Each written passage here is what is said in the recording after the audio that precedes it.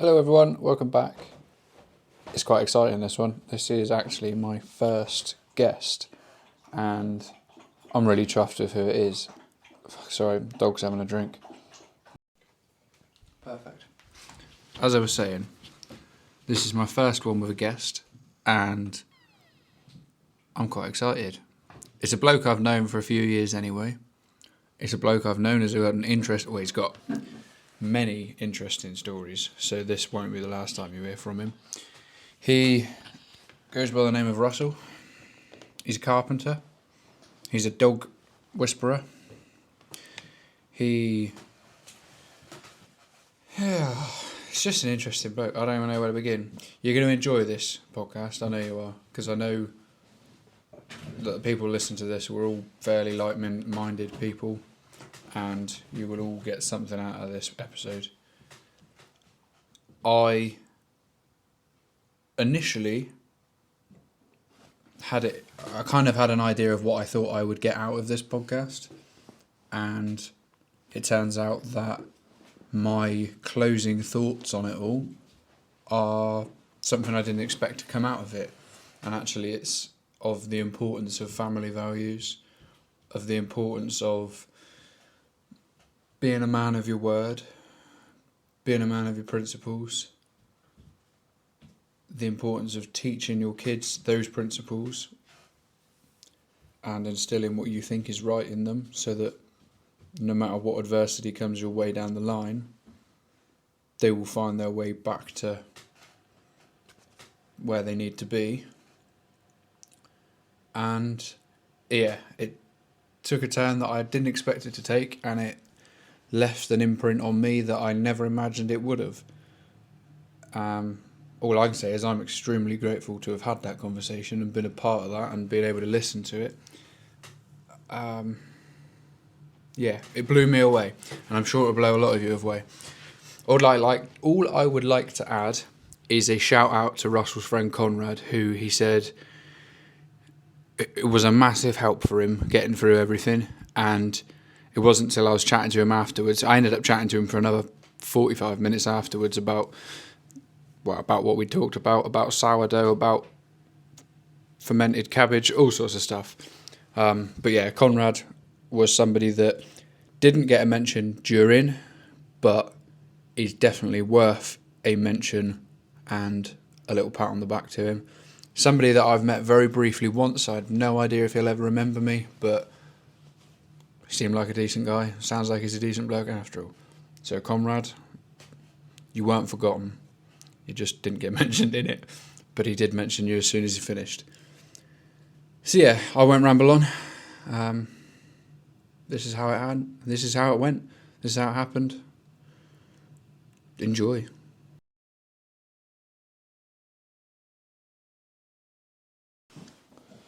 So yeah, that's what this is. It's me having a go at doing something a bit different. Yeah, well, as I say, I'm all for. You got to do something in your life that you enjoy doing, you know. Yeah, and it's just a little. I hate passion project, makes me cringe, but that's kind of what it is. Well, that's what I'm saying. Why not? Yeah, it's just. Why not? Because I'm just like interested in people and what they do and what their stories are. And yeah. I'm completely ignorant to it, because unless it happened in the village I grew up in, I don't really know about it. No. Right. That's for sure. I would say I'm not like that. I've got a very broad. Yeah, well, I haven't really understanding. travelled. I haven't really. Yeah. There was one black kid in school. That's my knowledge of black people and black history. Yeah. One black kid.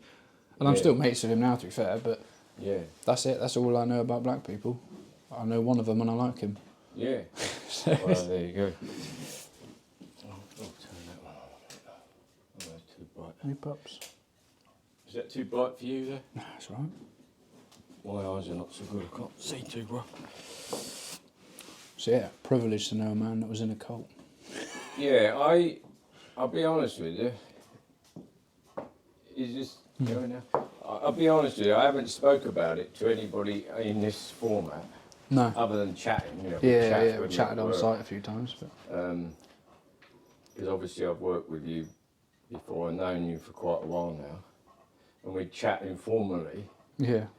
which I've talked to a lot of people informally. Yeah. I've never. It's been 8 years now since I came out of Get on. a cult. Yeah, I think at the beginning I won't mention what cult it was. Yeah, that's all right. Because Keep people I guessing. Well, I'll tell you for why. Because if anybody listened that was either associated with what we're going to discuss, I guarantee you they'll switch off immediately. Yeah. And Yeah, that will makes a good become sense. part Yeah. of the discussion we're going to Yeah, have. I like that. If anybody says anything negative or Yeah. any, not quite the party line, bang, that's it. Put Yeah, the just off turn button. it off, yeah. Never hear it. Yeah. See no evil, hear no evil. Yeah, exactly. So that's part of it. So just for a while, I'll just keep you wondering. I can edit it out if you do accidentally say it. But no, it's about 8 years ago. It was 2015, October time. The reason I know that is because Yvonne went away with her sister and I was left at home here looking after the dogs and whatnot. And it was then that I found things on the computer. I did some things, I'll tell you exactly what it was later on. But some things came to my attention about the cult that I was in. Yeah. And it really blew my mind. But I suppose in a way you really want to know how you get in a cult or what a cult is. To start Yeah, with. kind of. Well, whatever order makes sense. Yeah. Sometimes it makes sense to start at the beginning, other times. Yeah. Well, just if I said to you, what would be your first impressions of a cult? If I just, without great detail. Funky music, bonfires, fancy dress, jumping around in circles. Yeah. I would think that would have been mine too. Yeah. All the red flags. Yeah, the red flags, yeah. Right. Because I think it's the word cult is, obviously you would think of the word occult. Yeah. So it's sort of like a bit of spirit, secrecy going on, Yeah. behaviour that is not normal and, groups of people act in certain ways in secrecy type thing, ritualistic type Yeah. thing. So if you'd have said to me years ago, you're in a cult, well, You'd never see it. what are you talking about? Yeah.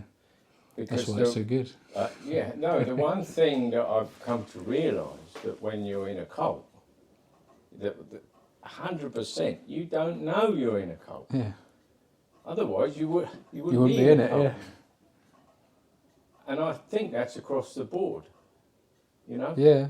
That's part of the thing when you're in a cult. You don't realise you're in a cult. Yeah, the only one that knows is the person who started it all, but they're so caught up in their own delusion, if you want to call it that. Delusion is a good word. They've forgotten that it's even a cult. It's their new reality. Absolutely. Yeah, absolutely. You've hit the nail on the head. The delusion becomes reality. Yeah. It's incredible. There was a guy who wrote a book. Who's an expert. Who's an expert on the subject. His name's Stephen Hassan, and he wrote a book on. He was a former member of a cult, Yeah. the Moonies, actually. I think I've heard of this bloke. Yeah, and what he'd done was he what he called a bite model, and you can tell whether you're in a cult if you tick these boxes, sort of thing. Right, yeah. Yeah. It's quite interesting. So the bite means BITE, behaviour control, Yeah. behavioural control, information control, thought control, Yeah. and emotional control. Yeah, I get you. So if you're associated with some group, some organisation, some whatever you want to call it, some club that is controlling your behaviour or has an undue influence Just steering we it. can change the word control, Yeah. because I think when you think of the word control, it's we naturally would, if we knew that word control, we would rebel. Yeah. We wouldn't allow it to happen. But things can have an undue influence on us. Yeah, it's just like with a toddler. You don't say no to a toddler, you give them an alternative. That's a very simple... Yeah, It works on a toddler because they're that stupid, but yeah, there's no point saying, no, you can't do that because he'll kick off. yeah, Whereas if you go, how about we do this? yeah. You're just steering yeah. them. So you're influencing the behaviour. Yeah. You're influencing the information that you take in will be controlled. Yeah. You know, your thought. So then you're making your thinking patterns are influenced by whatever it is the information you're taking in. Yeah. So your thought, and then your emotions are reacting on all these things put together. Yeah. Did you see where I'm going? Yeah. Completes the circle. Yeah, complete circle. So you are now. So that was his sort of take on it. He uses that, what they call a bite. He calls a bite theory or tester. Yeah. You know, if it ticks those boxes, then watch out. You're getting close. But as I say, the most important thing is you don't know you're in a cult. No. And if you ever thought that you were being led into a cult, especially a person like myself, I would just like, oh, Yeah, no. you know. And that's, you know, a key thing to remember here. Yeah. So actually, this discussion that we're having, it could actually be anybody that ends up in a cult. Oh, yeah. Anybody. It's not a certain type of person, because I think there's cults for every type of person. Yeah. You know? But I view it a bit like, say, how I got involved. Was it if you tried to pull the wool over my eyes, say, you know, talking about you, say you said you got some get-rich scheme that you wanted me to get involved with, right? And you came at me with pictures of flash cars and holidays and fancy way of living, you know, all these material things. I'm going to, straight away, I'm just like, Yeah, no, you're right. I'll see right through it, Yeah. you know? Because that doesn't appeal to me as a person. It may appeal to somebody else, because that would be the bait for somebody else who has an interest in those things, and that would be their desire. Well, for me, that's not. Yeah. I'm not interested in that at all. It doesn't appeal to me, doesn't give me, that's not my idea of success. No. You know what I mean? Yeah. So, but I do also feel we all can be taken by the bait for the things that do appeal to us. Oh, you just got to find the solution for their problem. Exactly. Everybody has a problem. Yeah. You just got to figure out what. It's just trial and error. That's it. That's it. Just keep throwing solutions at people, and Yeah. they'll be like, "Oh, right, cool, that's your solution. Come Yeah. join this cult." So with me, my background, and this is how leading up to sort of how I got involved with the cult. By the way, it was 25 years in this cult. How old when you went in it then? About 28, 27, 28. Yeah. Something like that. Same age as me now, then. Well, not quite. 29 now. Oh, yeah, I'm growing yeah, up so now. roughly. Because I included, it took me 2 years to, after I first started learning Yeah. about it, to being fully fledged. Ah, right. Okay. I wasn't a quick like jump in No. because I was methodical, studied, took all the information in, researched. I'll go over that again at the moment. I just want to come back to the bike model. Yeah. I took in the information, but what information? Where was the information coming from? Did you see where I'm going with that? But that took me about 2 years. So I was going to say, I was quite studious at it and determined to, because if this was something I was going to make a go of or being part of, it needed to be real to me. Yeah. You know, because I'm that type of person anyway. Anyway, where am I going with this? The ironic thing is, by nature, I'm not a team player. I'm a loner Yeah. by nature. So this is completely ironic that someone like me Yeah, would join a group. would join a group. I mean, Yeah. it's crazy for my character. Yeah. Because but going back to the bait that was used, or the bait that appealed to me, Yeah. was this. It promised a peaceful world, living in harmony with nature, with people, looking after people, Yeah. voluntary caring for one another, not Yeah. just out. All like-minded people. Yeah, exactly. And living in a really nice way that is in harmony with the way I feel I'd like to live. Bear in mind my background, that for the first 27 years then of my life, before I was involved with this, for quite a long time, say, I've always been, if you like, separate from the world I live in. I just didn't belong. Yeah. And I think you mentioned that a bit in some of your talk. Well, mine was slightly different. Yeah. Because although I didn't go to school like normal. I was enrolled in school, but I didn't used to go. Yeah. So, and because my parents were split up when I was quite young, about 5, primarily I sort of lived with my dad. To and fro a little bit, but I lived with Dad. So Dad went off to work at 7 in the morning, come home at 6 at night. So I was looking after myself. What you did in the middle was up to you. Yeah, exactly. So I didn't have a normal school life. So I was very separate. I wasn't educated at all in that system. Formal way, Yeah, in that system. And my way of learning was different.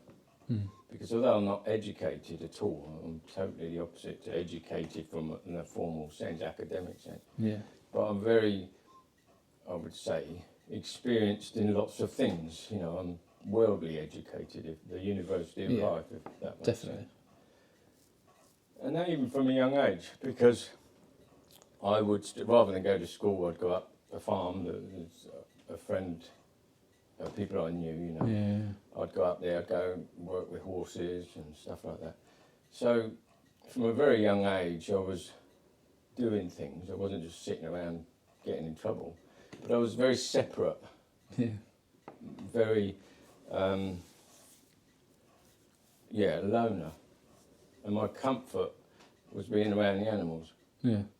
And I could learn like that. I learned. I used to clean out pigs and stuff like that, and it was great. And we had a little farm that I was on. I think about 20 or 25 breeding sows. It was a dairy farm as well. Yeah. We kept all our own offspring of everything. So we had beef cattle, dairy cattle, and pigs. And we did chickens for Christmas and all that sort of stuff. So I was used to all that, and that was my life, you know. Yeah. I was comfortable with that. And so I was fairly separate, because I didn't know how to read or write or anything, but I could do lots of things. Yeah. I knew how to drive very early. I could drive the tractor. I could get on. I could understand what breeding about pigs and goodness knows what else. You know what I mean? So I could get on. Anyway, then as time went on, I wanted to travel a bit. So as a teenager, I think the first time I went out of England must have been 17 because I could drive. Yeah. And I took off to Europe, just for a little ticky tour, camping in a car. And that, I got a bit of a bug for it, you know. And I enjoyed meeting people, again, I'd always be hovering around sort of farmy type places and that sort of Yeah, staying out of the way a little bit. Yeah, but again, it was my way of learning, and then went off to the Caribbean for a bit of sailing and all that sort of jazz, and again, learning again, see? Mm. I was really enjoying all that. And when I was young, so I've sort of jumped forward a little bit, but I had this passion for Australia. Absolutely, the outback Australia I was. think I don't know, I'm speaking for myself here, but I just assume everyone thinks the same as me. Any young boy with a little bit of adventure about them wants to go to the Amazon in Australia. That's all I ever, as a kid, all I ever want to do. Yeah. I want to go to the Amazon, I want to go to Australia. Yeah. And I haven't done either, but it's just like the most appealing, the most wild places possible. Exactly. The biggest and vastest, the most unexplored. It's like, Yeah. cool, let's go there. Yeah, for me, it was outback Australia. Yeah. I was in love with Outback Australia and never even been. Yeah. And my dad used to call me Skippy. That was my nickname was Skippy, the bush kangaroo. You know, it was a program when I was a kid. Skippy the bush kangaroo. So that was my nickname because even from a young fella, Yeah. I just loved Australia, and one day that's where I'm going to be. Yeah, definitely.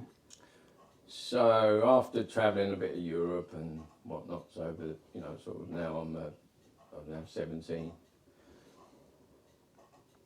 I then saved up enough money to get a flight out to Australia first time, and me and Dad went, and we had a little tour around Victoria for I think 5 weeks, camping and whatnot, and that was fun. That was good, but it wasn't really. It was nice, but it's not the outback.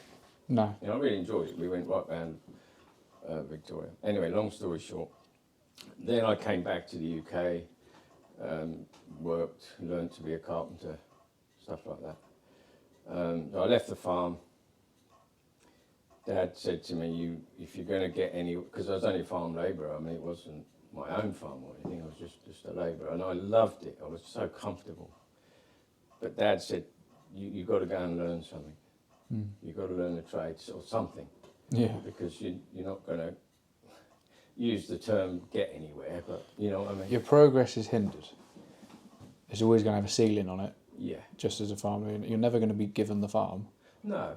And you'll never earn enough to buy your own. That's right. So there's always going to be that ceiling that's just like... As much as I was so comfortable there. Yeah. Because I'd lived this completely separate life to the run of the mill, I mean. And I was very much a loner, but when I was around in a farm setting and looking after animals, I was happy. Yeah. So when Dad said, you need to leave and go and do something else, learn a trade, I mean, I balked at it. It's like, no, I can't do this is not what... But, somehow I listened to him. Yeah. And I don't know, because I don't normally listen to people. No. I can be quite, stubborn.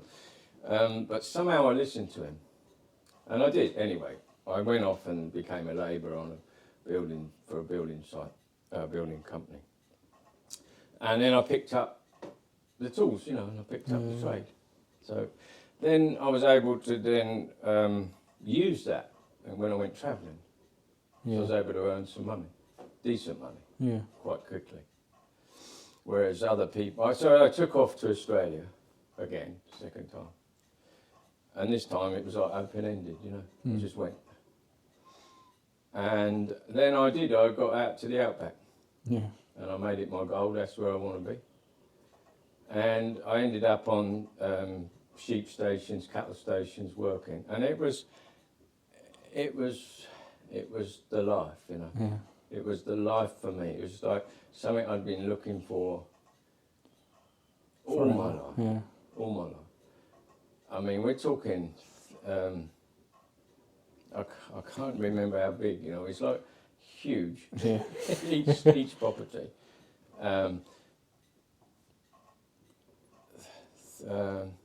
350,000 acres. Fairly big. Fairly reasonable size. Yeah. That was in North New South Wales. When I went into Western Queensland, sorry, that was Western New South Wales. When I went into Queensland in the cattle country, the properties were even bigger. I mean, I don't know how big they were. It was just like huge. Well, there's plenty of million-acre places out there, Yeah, isn't yeah. So as I further north I went, I'm working on cattle stations. They were just humongous. It was just so it was like I was just felt so comfortable. Yeah. We'd muster sheep on motorbikes, Yeah. so that was fun. We'd muster cattle on horseback, and I was used to riding. Yeah. Brought up riding as a kid. But I felt so comfortable with that life.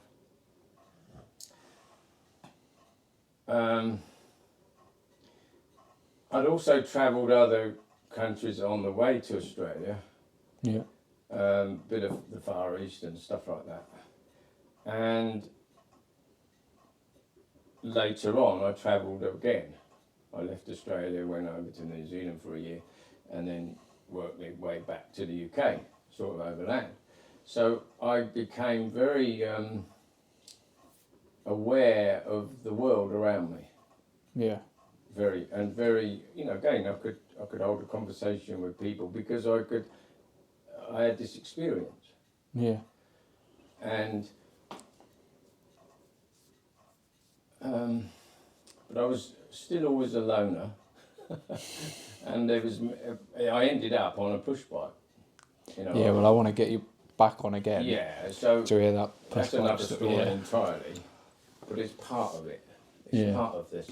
Oh, Because we're trying to lead makes up you to you. how does a person like me, being this loner, out in the wilds, leading a very nomadic life, which was comfortable to me, how does a person like that end up in a group, which is totally alien to me? Yeah. Because I would bulk it.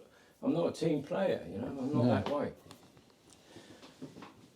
But having travelled quite extensively, and when I say travelled, I'm talking about in with the people. I was overland because the majority of it was on a push bike.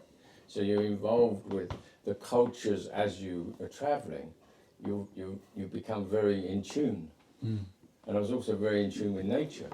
And I lived for quite a number of years where I was very, very in tune. I lived under the stars. Mm. I never went in a house or under a roof. I lived either a tent or a swag, and that was it. Yeah. And I was so comfortable with that. Yeah. But in amongst that, I could also see the problems of the world.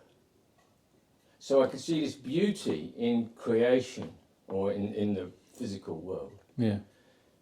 And I was very much in tune and comfortable with that. But at the same time, I could see the societies around me. Wherever I went, it wasn't long before I could see the flaws, yeah. I could see the flaws, yeah. And they affected me. It was like the peace went. Yeah. You just see what I'm Oh, saying? Even in, let's just say for an example, in when I was in the Far East, the Buddhist culture, say in Thailand, I met wonderful people, and very caring, very hospitable, very kind. And I almost thought, oh, this Buddhist way is a nice way to live. Mm. It's I could see it's in tune with nature. Look after one another. I can't remember what they're called now, but they walk around with the monk type. They walk around with their robes on, and you give them some food or whatever, And I thought, oh, but that's all right. That's good. But then, and I met up particularly with a group of youngsters. I was up in northern Thailand, and I went to a town, and I met up with a group of youngsters, and we'd go around and whatnot. And we went in this, after a period, we'd go around in the evenings, social things. And after a little while, we went into one of a bar type place, and I saw something that upset me. completely threw me. Right, whereas this, you see, I was thinking this is a nice culture, Yeah, everything was nice peaceful about it. But then I saw something that was the opposite. I won't go into detail because it's quite disturbing, but put it this way, older men with younger people. And that's enough said. And I saw this, and it just blew my mind. It just completely threw me off track. And I thought, how can a culture, and the point was, the group of people that I were with, the youngsters of a similar age to me, they turned a blind eye. Yeah. Completely turned a blind eye to what, I was so affected by what I'd seen. And yet they just turned a blind eye. Yeah. And I was totally blown away. I think that's the problem with a lot of, even now, where people just don't have any principles. That's right. They do until they don't. Yeah. They swear blind by something until either a better offer comes along or it comes between join in or miss out. Yeah. Where they're like, oh, I'll join in. So Yeah. what do you stand for if you do that? I think what that is, it's the culture you're brought up in. Yeah. So what is acceptable in the culture that you're brought up in? Do you see what I'm saying? So for someone like me, the way I was brought up, to see this was unacceptable. This was totally unacceptable. This was going way past the boundary.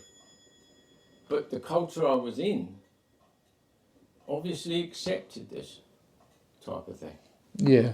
Because the group of youngsters that I was with,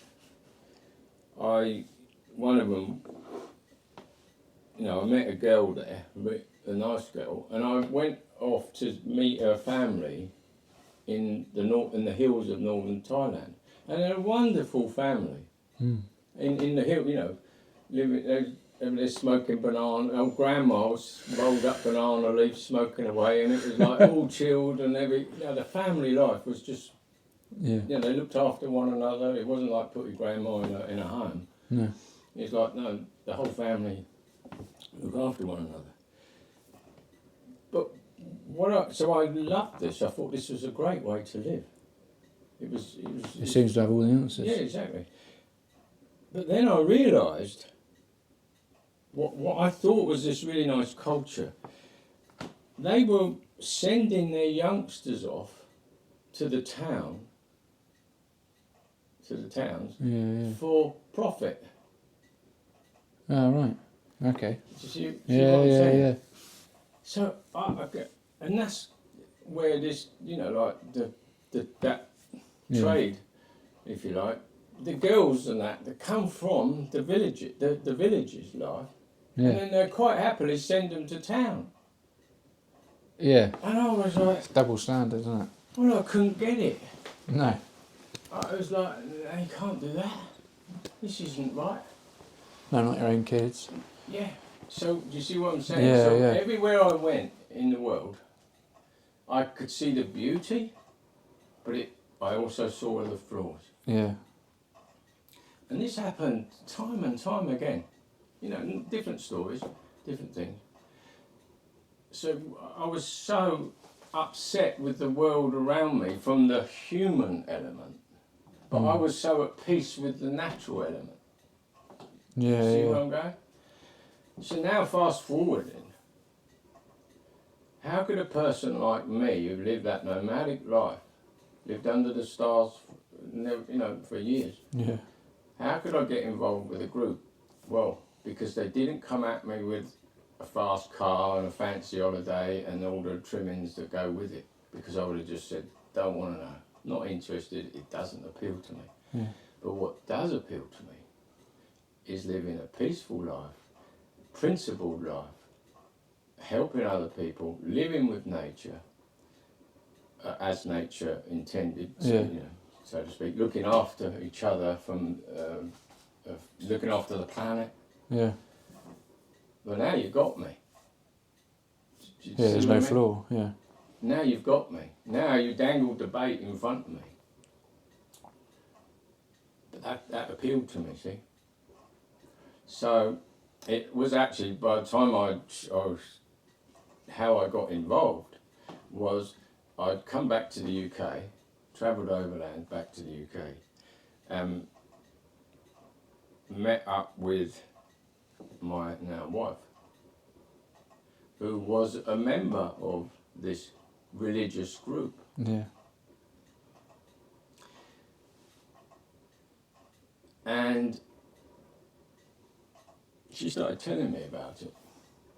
She's telling me about the promise from the Bible and telling me about the Bible and how it would give a hope for the future, that the world would be peaceful and the world would be a paradise in a sense, and we would live in harmony. So were you religious in any kind of way before? No, not in the slightest, and I didn't have any knowledge. Now, however, there is a bit of a twist in it, because my mother was also the same religious organisation as my wife. Yeah. You see, they knew each other. I won't go into the details of all that, but there was a connection. Yeah. So when I came back to the UK, I then went down to, I come from the northwest London area, Chiltern Hills in Hertfordshire. I then came back down to Devon to see my mum. Ah, right, yeah. And then I met up with Yvonne, my wife, who were part of this religious organisation. But because I was brought up with Dad, I'd heard about all this, the religion. Yeah. But I wasn't religious myself because I wasn't part of it. No. But I'd heard about it, so it wasn't fresh to me. No, it was a familiar name, but... The name was familiar, some of the words that they used were familiar, but absolutely nothing new. I didn't know anything about the beliefs. No. You see. So yes, there was a bit of background. Yeah.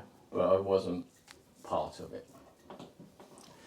However, my wife before she was my wife, she was telling me about all this stuff. And again, you see what happens, it appealed to me. Yeah.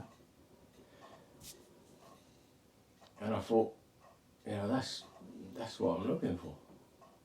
I've been all around the world. Yeah. I've been everywhere, man. I've been like, I've met all sorts. Yeah. And that's what I want. That is it. Yeah. So, long story short again, we end up going back to Australia. And I went mustering again back in the outback. I think for close to another year. Took Yvonne with me. I went mustering, and it's way out in the middle of nowhere. And then it became very obvious. Yvonne wanted to go back to the group, the religion. Yeah. And of course, when you're out in the outback, I mean, there's no chance. No. But after nearly a year, it was evident that that's what Yvonne wanted. So I said, well, that's all right. Yeah. I said, we'll go to a town. We'll drive to wherever there's a meeting place. Yeah. Wherever there's one, we'll go and we'll live there. It's no problem at all. Yeah. Just move out from here and go there. So we set off. I bought Yvonne a van. I had a van. I had all my tools in there and the bike. Well, the only people in Australia with a van, I reckon. Yeah, true. And I think it took us about nearly 3 days to get from the property we were working on. Yeah.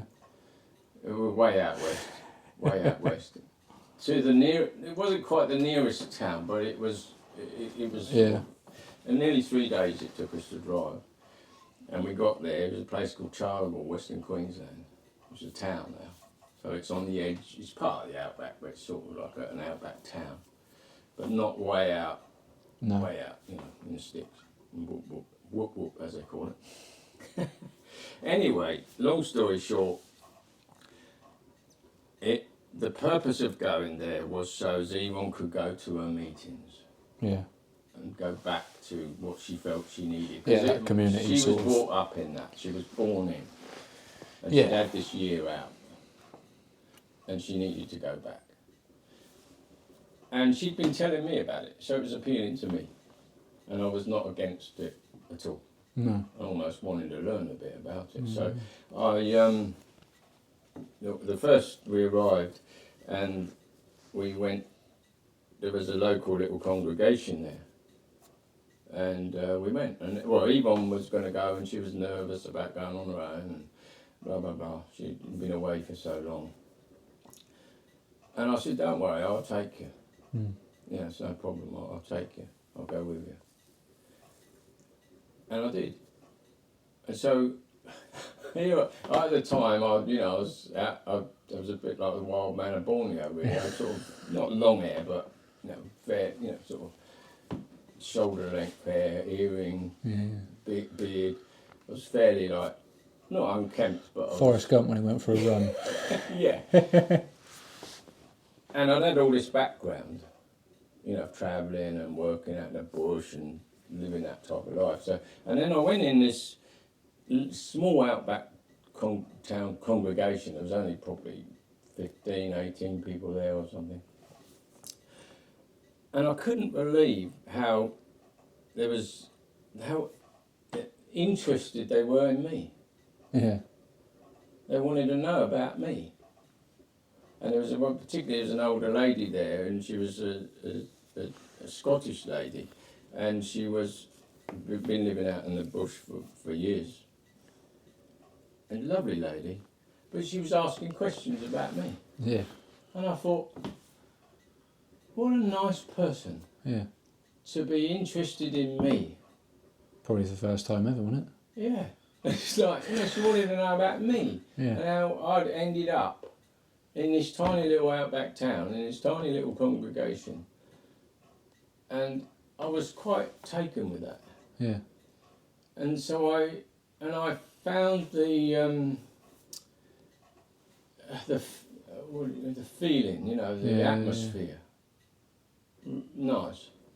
Really nice. And they were nice people. Yeah. So I got involved. When I say I started to learn. And I did. I got what that was. I won't tell you the name yet. No. I'm going to go on. Now I'm going to go back to this bite method, right? Yeah. Because I didn't know this, right? I had no idea. As far as I was concerned, I was learning about the Bible, basically, and it was very appealing to me. Yeah. Because I was learning about this nice way to live, this Christian way to live, in a sense, and the hope in the future that it would be a peaceful world, that all things would be put right. Yeah. So I was like, yeah, I like this. This makes sense.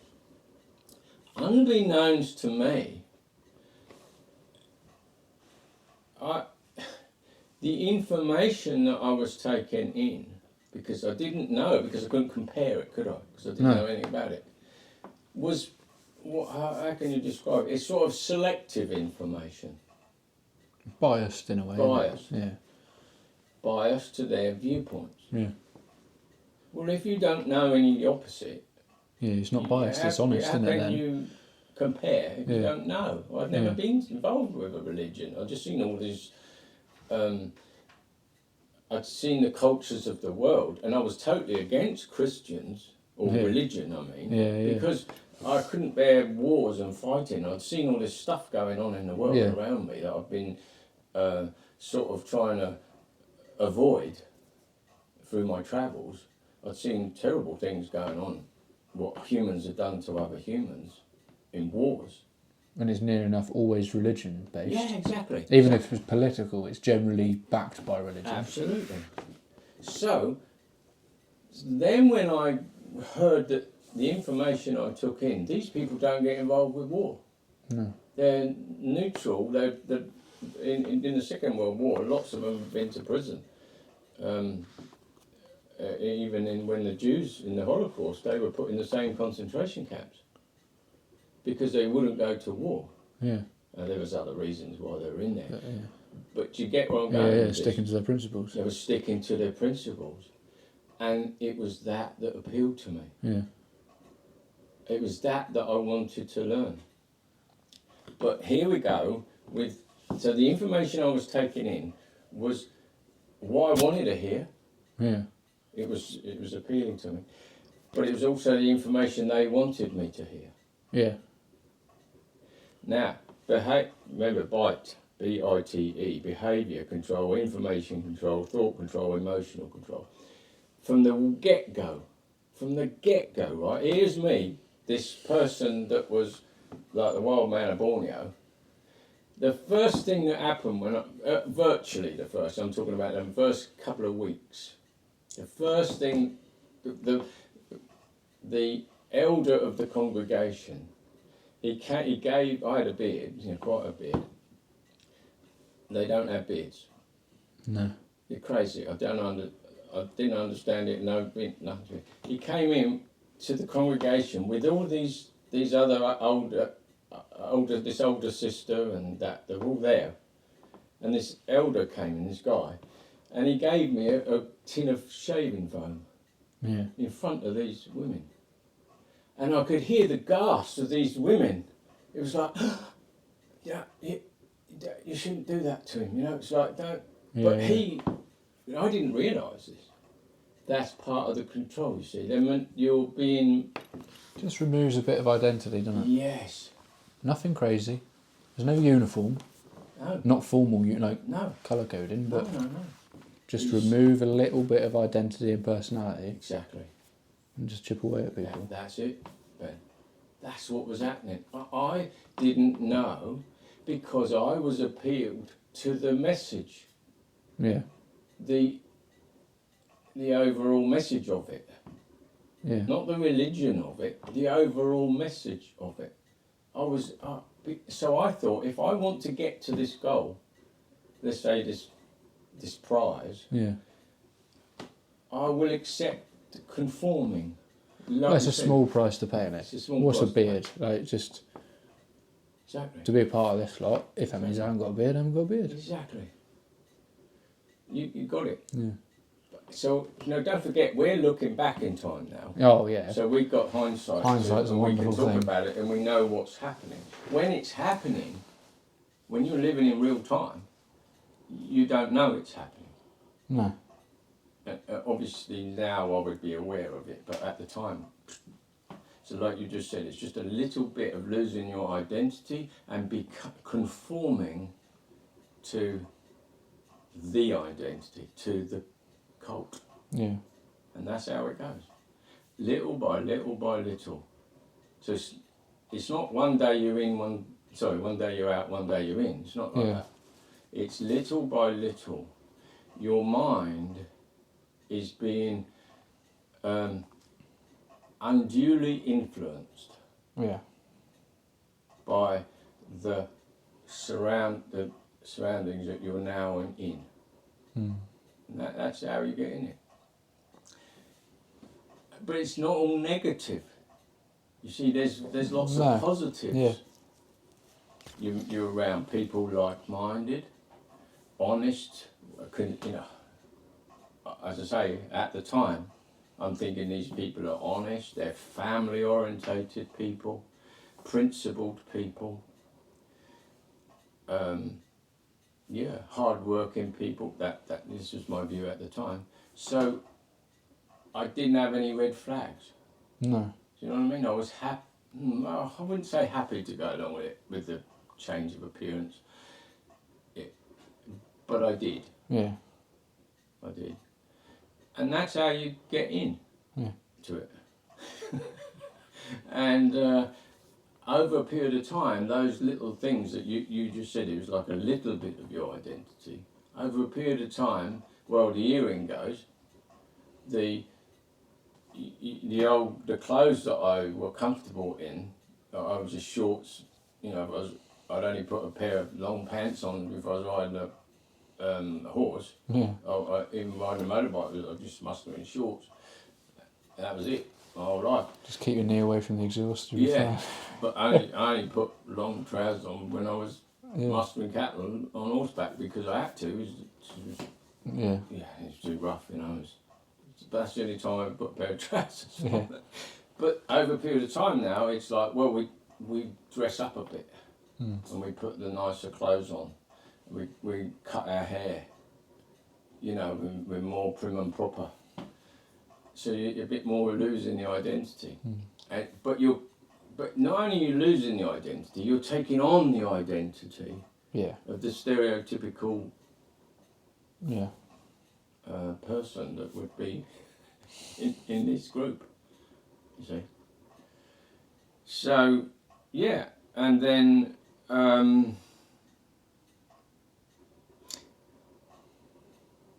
what you don't get told, see what I mean about information, you get told a lot of things, and you can question anything. You're encouraged to question. But then it's you given the answer. You don't work out the answer yourself. You're given the answers. Yeah. Does that make sense? Yeah. So, again, you don't realise this is happening, but that is what's happening. So it's their own material that you're researching from. So I can only imagine it's like if you're researching to buy something, you're going to buy whatever, new bike or new car or whatever, you're going to buy a transit van. Well, you look up the Ford website. Yeah. Are you going to tell you everything about a transit van? Well, you ain't going to see that their engines are no good and they. They'll tell you the bits that work. They'll tell you everything good about it. Yeah. But they ain't going to give you the full reviews, are they? No. That's what I mean. Yeah. So the information that you take in. So am I right in thinking this lot had their own search engine and everything, didn't they? Yeah. Yeah, dude, yeah. So, at the time, that wasn't. Yeah, it wasn't available then, but nowadays they have their own websites, and like you say, search engines or whatever. They've got their own. You can look up anything you like, and they've got it all. So, yeah. Eventually, by taking in all I want to question this, I want to question that. This one doesn't quite make sense, and you Bible questions, or questions on.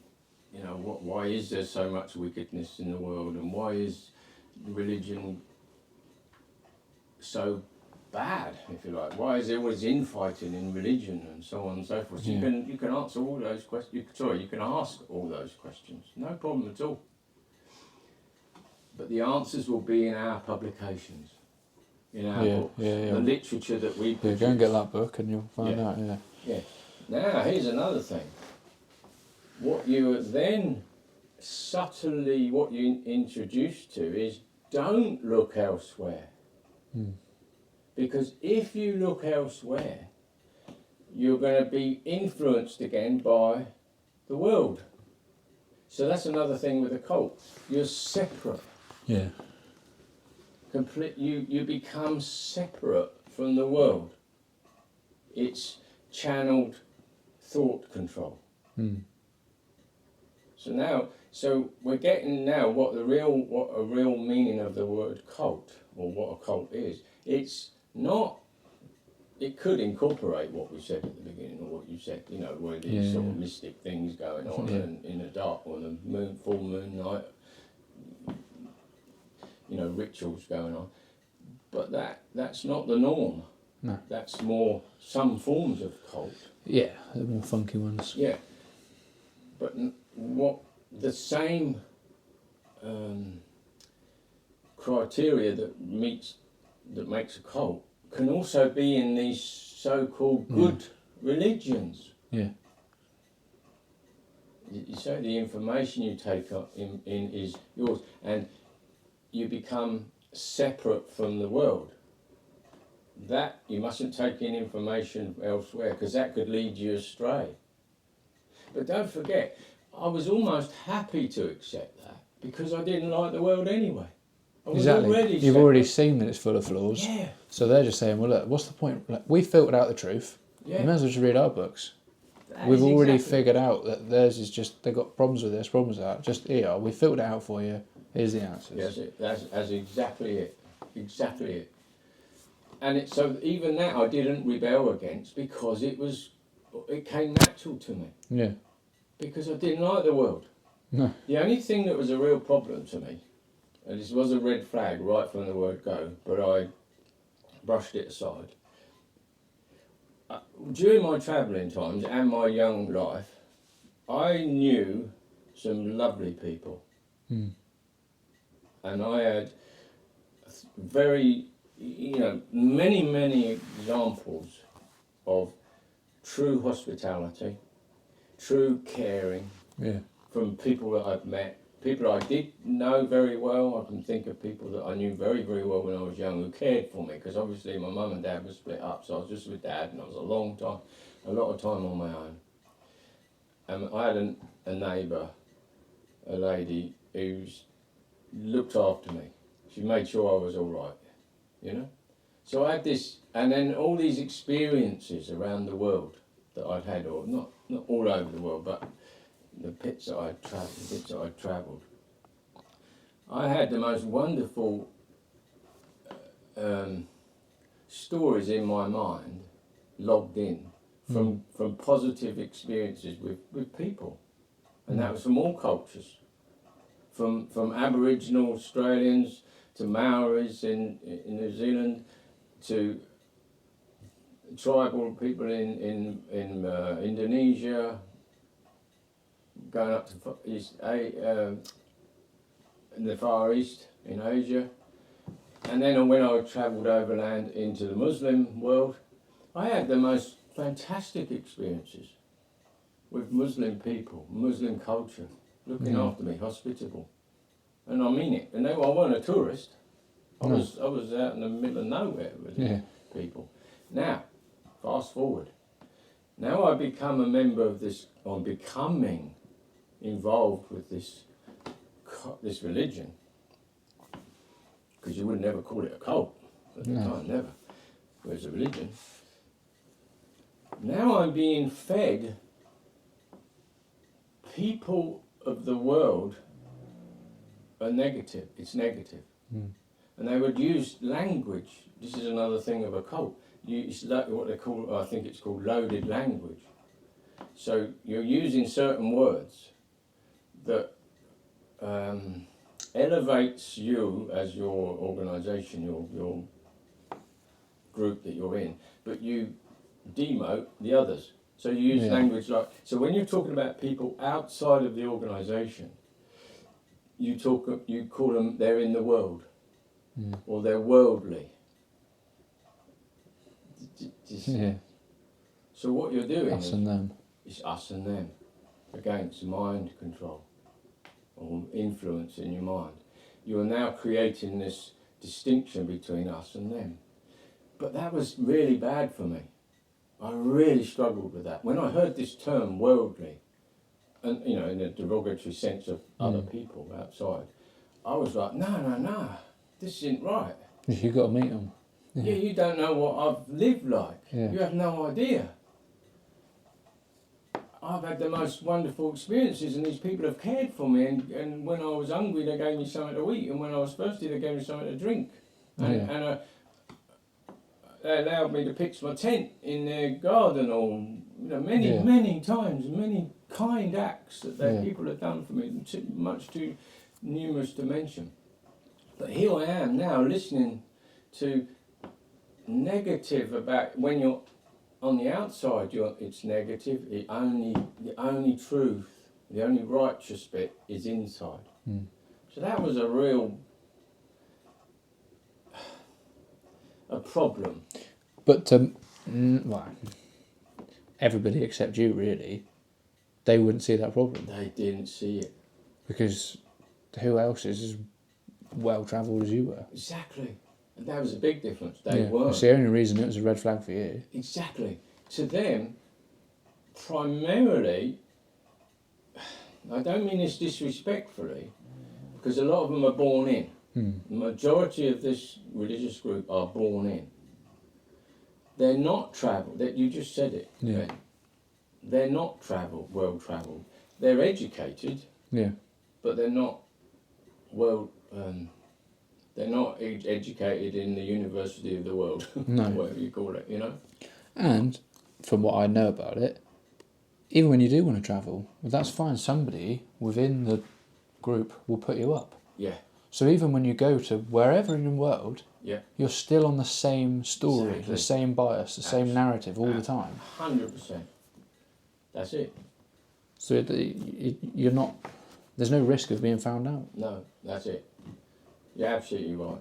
And, you know, I could go into great detail of things that were more mind control, and gradually you start to think differently, and then your emotions become influenced by it, because you become, I felt very, I had a duty to share it with others. Because if this was the road to the truth, the goal at the end of it, which was basically a paradisiac conditions on earth, I felt a duty.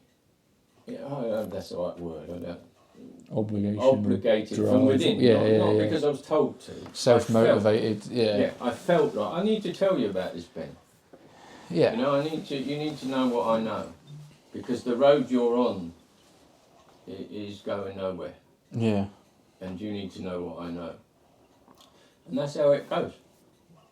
That's it. That's how you end up in it. And I became very involved.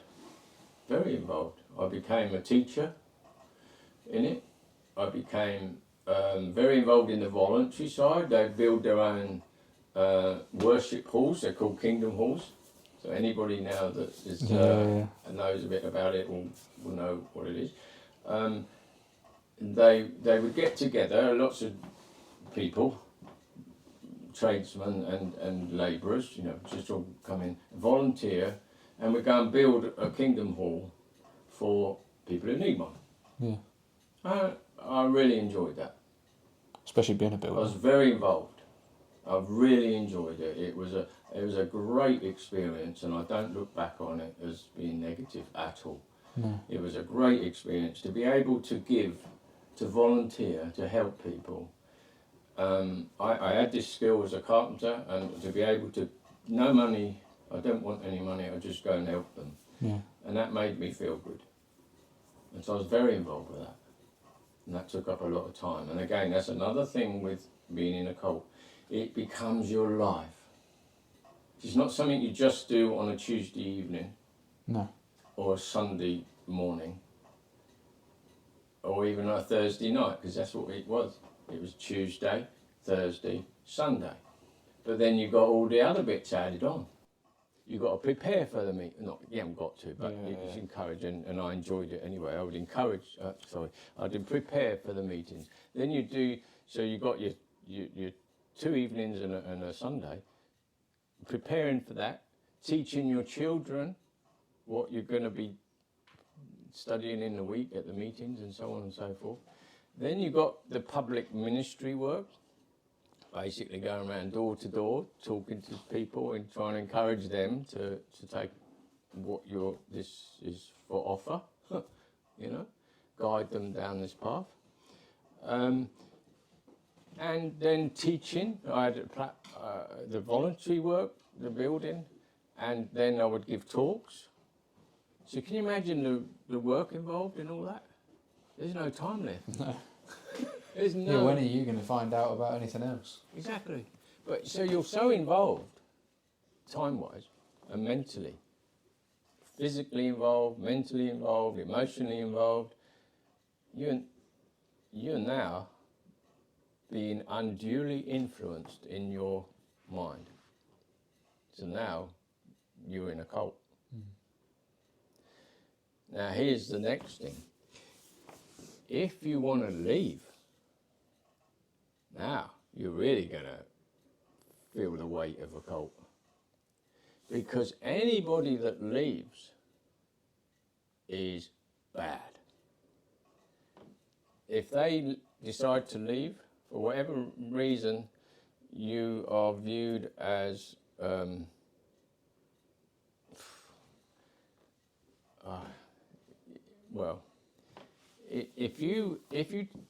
if you go against the teachings and you make that publicly known, you're what's called an apostate.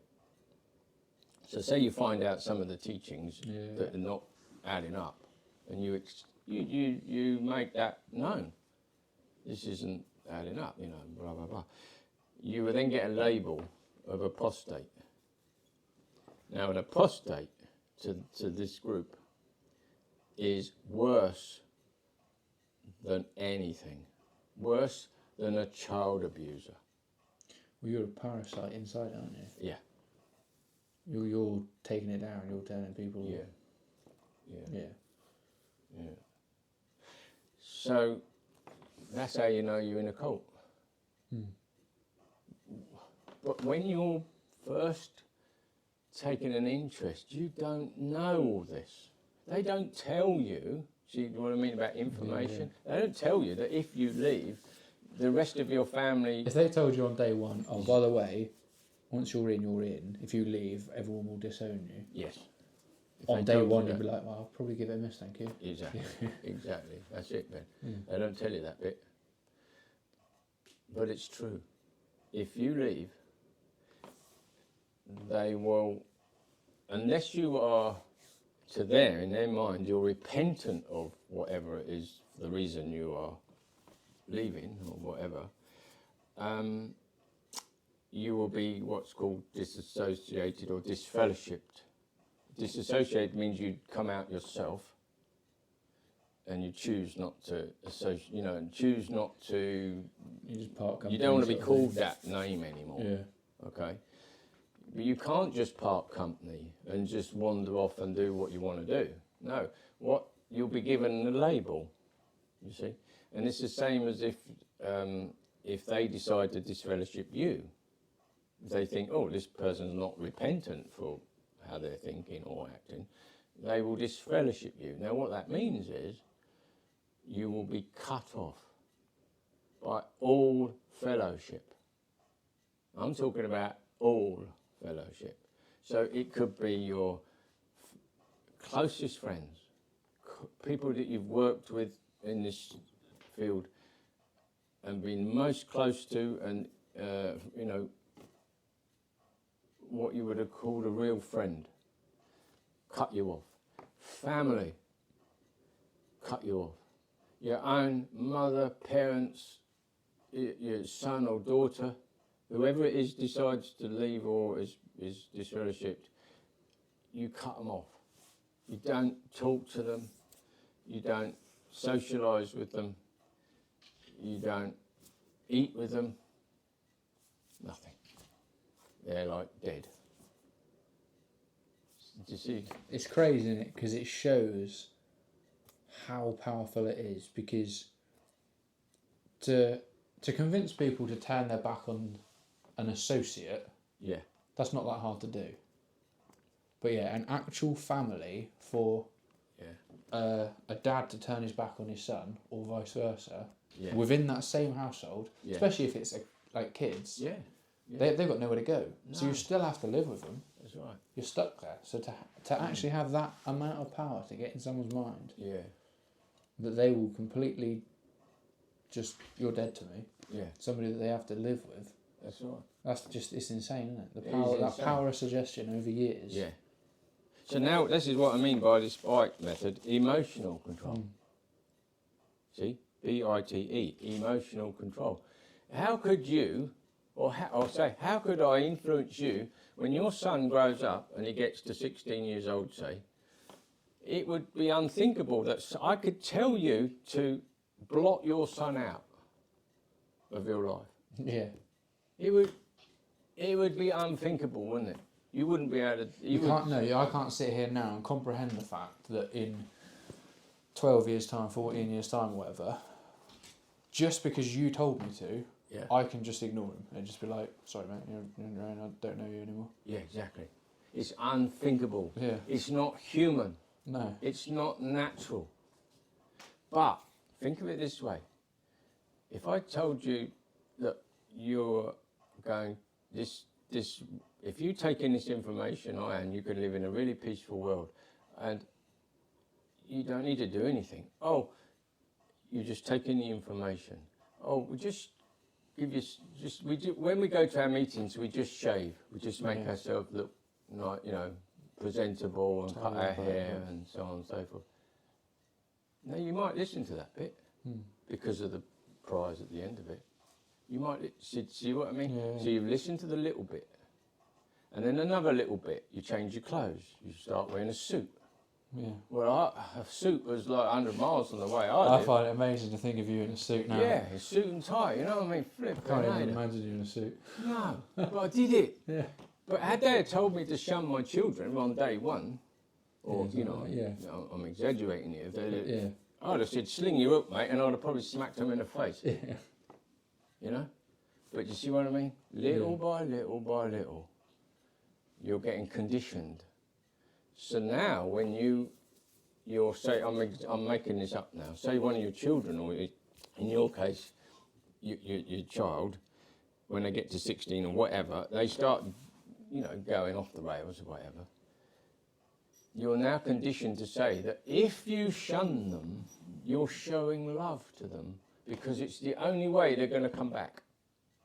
Yeah, I suppose the one thing a kid, or even still as an adult, the one thing a person really seeks is approval from their parents. Yes.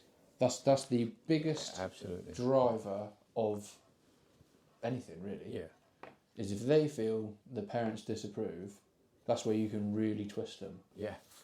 Exactly. So if you're told that it's okay to do that, like, Yeah. we know you don't really mean it, but Yeah. we're just going to use it as a tool to keep them on the straight and narrow. That's it.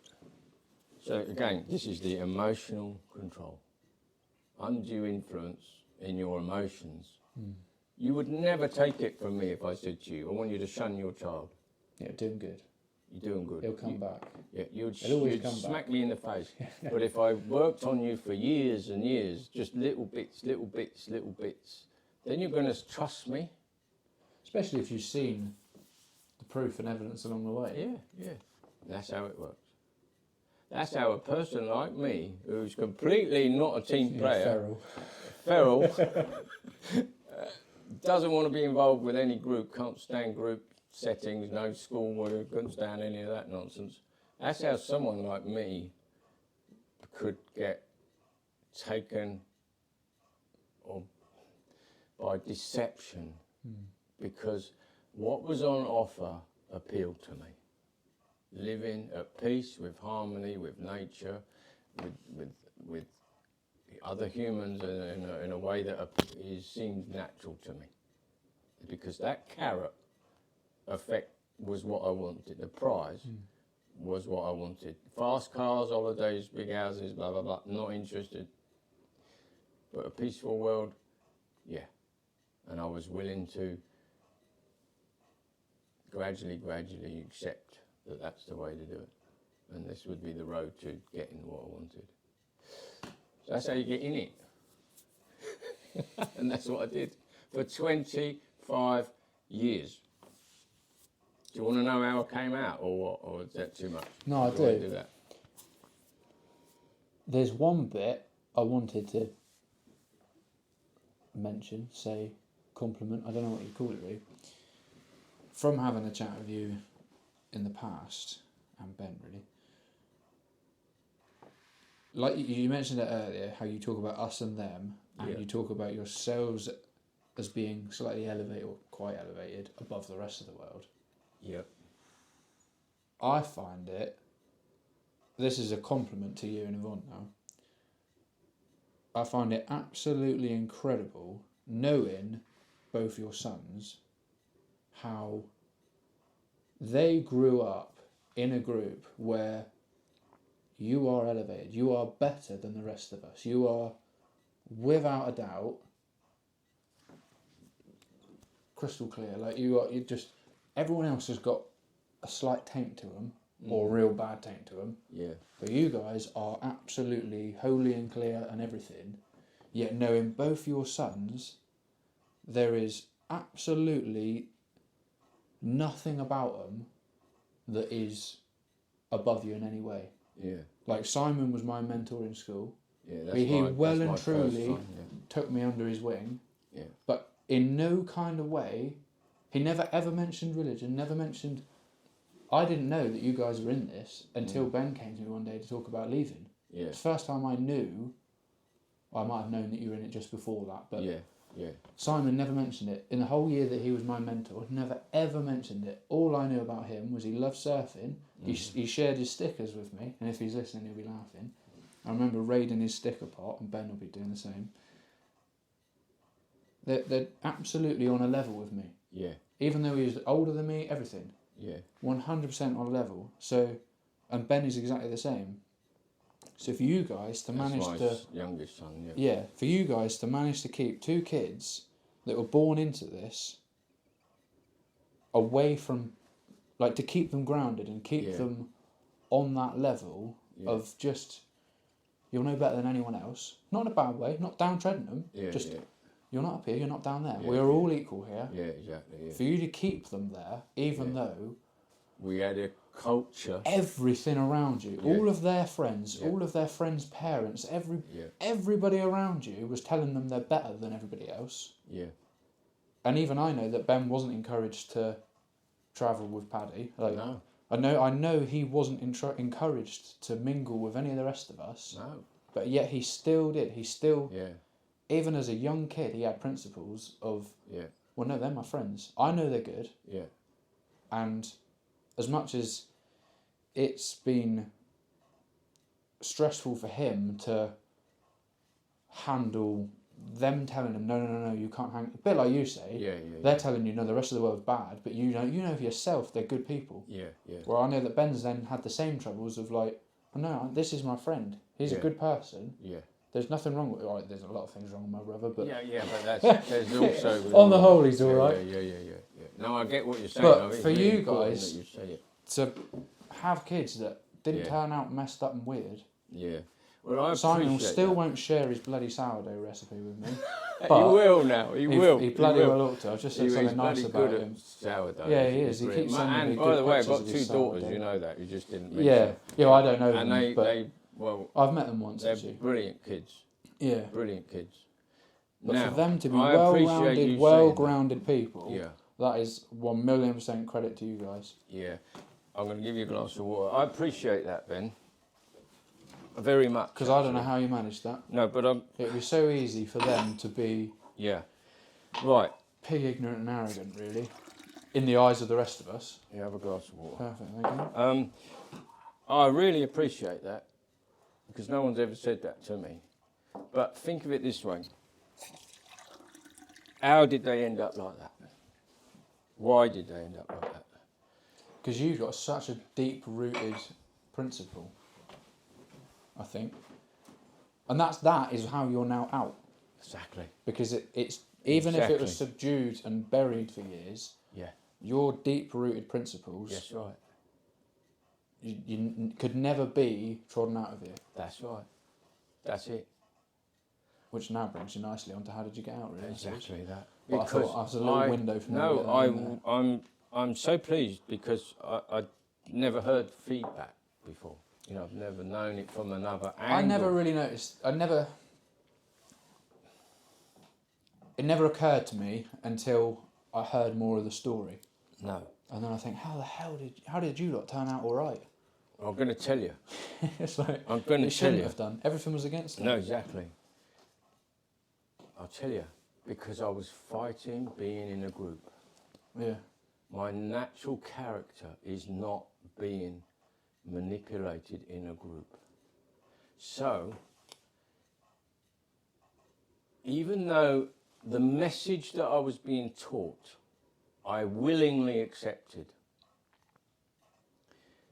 I still struggled with the social engineering bit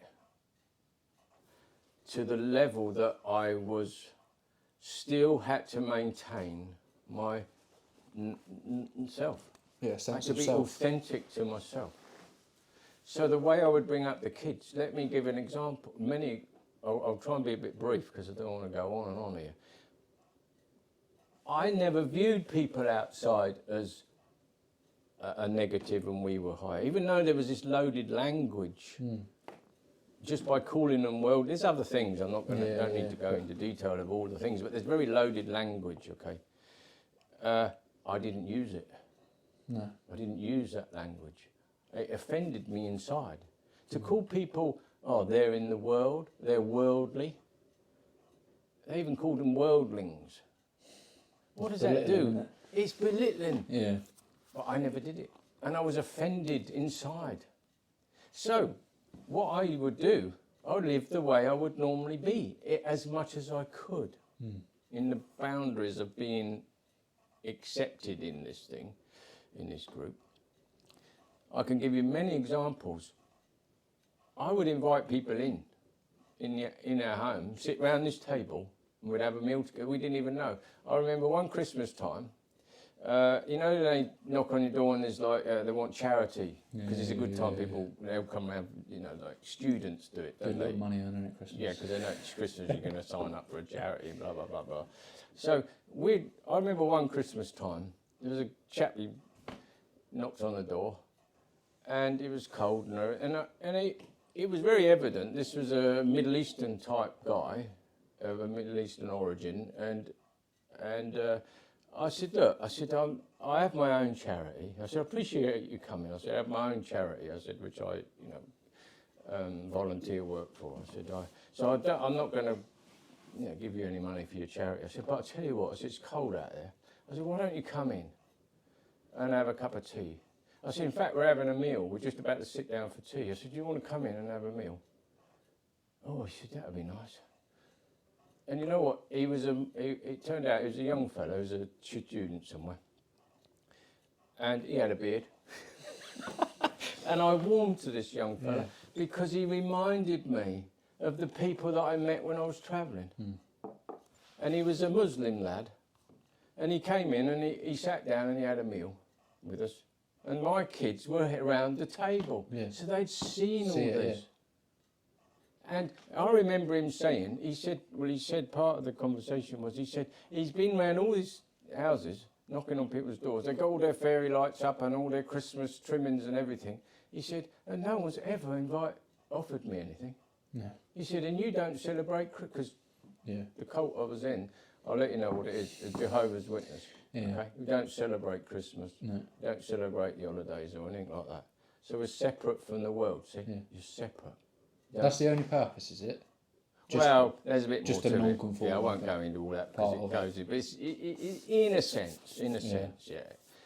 But the point was that we've invited this Muslim lad in, who's seen everybody, knocked on everybody else's door, and you know they've told him they might have given him some cash or something. I don't know, but they never invited him. They're giving it to the charity. No effort to actually meet him. Yeah. No, so I invite him in. He has a meal with us, right?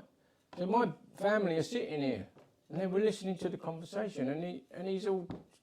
So this was not a one-off thing. No. This was a type of thing we would do. I'd invite people if I saw them cycling, you know, because a lot of people do the one, for an example, only fairly recently, and this would have happened. This has happened before. There's a guy cycling doing the John O'Groats to Land's End, and they go through here. Well, I would see people cycling, and I'd wave, you know, flag them down. Hey, how are you? Because I spent my life, you know, a long time on a bike, so I know what it's like. So I would bring them in, talk to them. I want to learn about you, you know. When they come in and have a meal, we had one just recently, and Ben was a nice young lad. Yeah. He came in, and he pitched the tent in the garden. He had a meal with us and wash up and, you know, clean himself up and reprovision. So my family used to it. Showing hospitality, to me, is not I'm not trying to elevate myself here, at all. It's only in probably this Western world, definitely this country, where that is weird. You get into Eastern Europe and that, it's normal. Exactly. That's what I mean. When you've travelled a bit, you see other cultures. You realise the majority of the world, actually, they do this. Yeah. I was really looked after when I travelled. There were negative experiences. I'm not saying there wasn't negative experiences, but primarily they were good experiences, ones that have really stayed with me. So for me to offer hospitality to some passing person that I have no idea who they are. If I think they need something, or I could see they're hovering around, they need something, which has been the case. They need water, they need somewhere to camp the night, they don't know where to go. This last one, he was looking on his phone for a campsite, so I stopped and said, "Oh, are you all right, mate?" You know. And he said, "Oh yeah, I'm looking for somewhere to camp." I said, "Well, pitch your tent in the garden, you know." But this is what happened to me time and time again.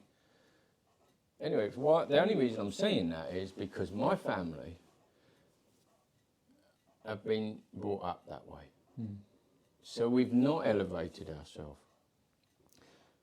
I'm no better than anybody else. I'm, in fact, by nature, or it's a strange word that, my personality, I'm not a Christian by personality, you know, I don't feel that way. And my wife is, she's a good person, I'm not.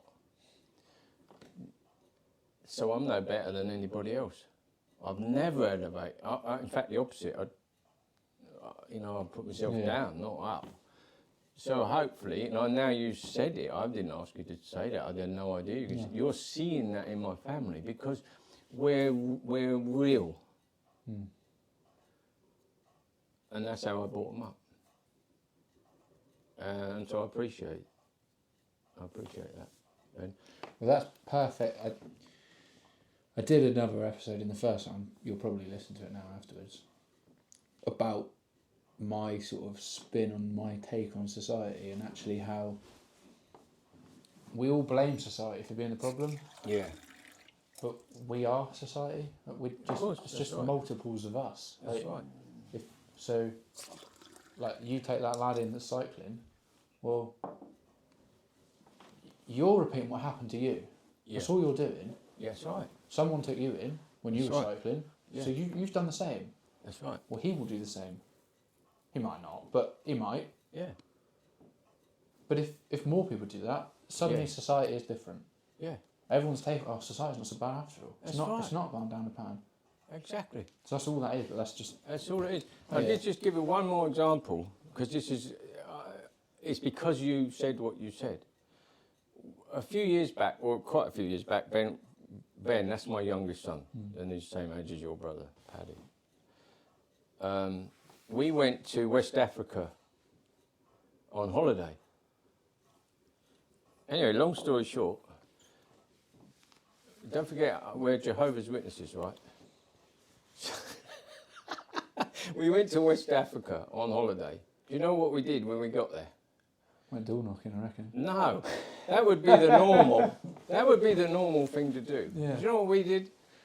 We got friendly with a family, West African family, who had nothing, absolutely nothing. They had with their cookhouse, which was where they had an open fire in there, and the smoke was going out through the chimney, and everything else. We got involved. We helped rebuild this cookhouse I bought some new tin for the roof and everything, and I bought them a terracotta little cooker, like an upside down, like a barbecue in a sense, but it was made of terracotta with these little holes around the side, and they could burn charcoal on it, so the fumes and everything else were better, and it was so they could not be affected by the flame, the open fire, and be economical with their charcoal there. But it was a cheap way of cooking for them. And this family was a Muslim family, and we were involved every day helping this family. Yeah. We're supposed to be on holiday. Yeah. And we bought them a huge, 25 kilo bag of rice and everything else. And we went and we'd go to the family, the house, and the family would cook this big meal, and the mother and daughter, was all the family together. So there was the grandma, and then there's lots of kids, hundreds of kids. And one of the daughters with her daughter, so there'd be the grandchild, the pestle and mortar, the big wooden one, huge, great thing, like a fence post, and the mum and daughter in rhythm, crushing the peanuts and stuff for the meal we're about to eat, and they're in rhythm, mum and daughter, smashing the crap out of these peanuts, and then they cook up a meal for us and everything, and They look after us like royalty Yeah. because we've helped them. Yeah. Well, that ain't what a Jehovah's Witness does. Remember, No. they're worldly. They're another yeah. religion. They're evil people. They don't Keep use the word distance, but evil. yeah. I'm not making them out to be. Then don't call them evil. But the loaded language says you are better than them. You are right Yeah. and they're wrong. Yeah. But that wasn't how I lived. No. And my children were witnessing that lifestyle. Part of it. Yeah, seeing firsthand that the people that are supposedly not that great, actually, Yeah. they're better than anyone. Exactly. So that was just an example of, Yeah. or telling you a reality of, I'm telling you why my kids ended up the way they did and not being elevated because me and their mum are not They just got to elevated. see it firsthand. Yeah. See for themselves that, oh right, this is how it is. That's how it is. That's how it was. I do find it funny though how you're led to believe the rest of the world are worldly, are below you. Yet you spend all your weekends knocking on doors trying to recruit them. Yeah, but that's I guess you're trying to save them. Yeah, you're trying to save teach them them. their You're ways, trying to but save them. it is a bit. Yeah, Like- and to some degree that is still the message of the Bible. It's just their approach, and I want to make that very clear. I still have a faith. I love the Bible. I just don't have a religion. I love the Bible. I get satisfaction from reading the Bible. I get, to me, it's a principle. It's like principles of the Bible are, for me, beneficial to live by. Let's put it that way. Yeah. From a family. Well, that's what point I'm of view. trying to achieve with this podcast. That's why Yeah. I dubbed it Blueprint. It's not a literal guide to life.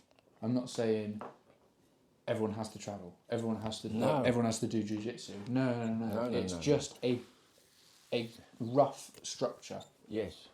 So it's like, here you go. Just find a hobby, find a sport, Yeah. find a group of people, find quality friends, find Yeah. a passion of your own that you do on your own Yeah. to give you downtime. Yeah. And then, in doing this, the podcast is part of it for me. Yeah. Well, I've said- It's my creative outlet, but it's also feeding my inquisitiveness. Yeah. It's a good excuse. Like, all right, I could text you and say, "Can I have a chat? I'd like to hear your story," Yeah. but I probably won't do it. Yeah. But by having a podcast, it's like actually now there's a reason to it. Now No. there's something that I can use it as an And you'll excuse if I learn feel then. nervous about it, but Yeah. it pushes me to do it. Yeah. And you've learned by sitting here listening to me, and then your input, because you've seen it, you've Yeah. been part of that journey to a degree. You've seen it, so you've just mentioned it. You're going to learn. You're now going to be a bit more aware of the word cult. So rather than being this, weird group that go out on the full moon and all that, no, actually, any person can be in a cult. Yeah, there's No one matter lad what you that walk will of be life. listening. I know he'll listen to this, and he'll be in his workshop building an oak frame something somewhere, and he'll be listening to this because I used to work with him. That's how we know each other. And we both say the place where we work, the boss there, whether he deliberately was or it's just his character, I don't know. That was 1,000,000% a cult. That employment place. Oh, That's not even a religious. No, It's just absolutely. he again. Minor control, have to shave. So you had a lot of freedom. All he asks is you're clean shaven, presentable, and you wear his t-shirt. So you've got your logo. So there's a small price to pay. Yes. Well, But everything else you need is catered for. yeah. You have your accommodation, you have food, you have shelter, you have activities, you have everything. Yeah. If you haven't got enough money for something, he will lend you money. Yeah. There you go. But then you owe it to him. Exactly. So that was just one workplace. Yeah.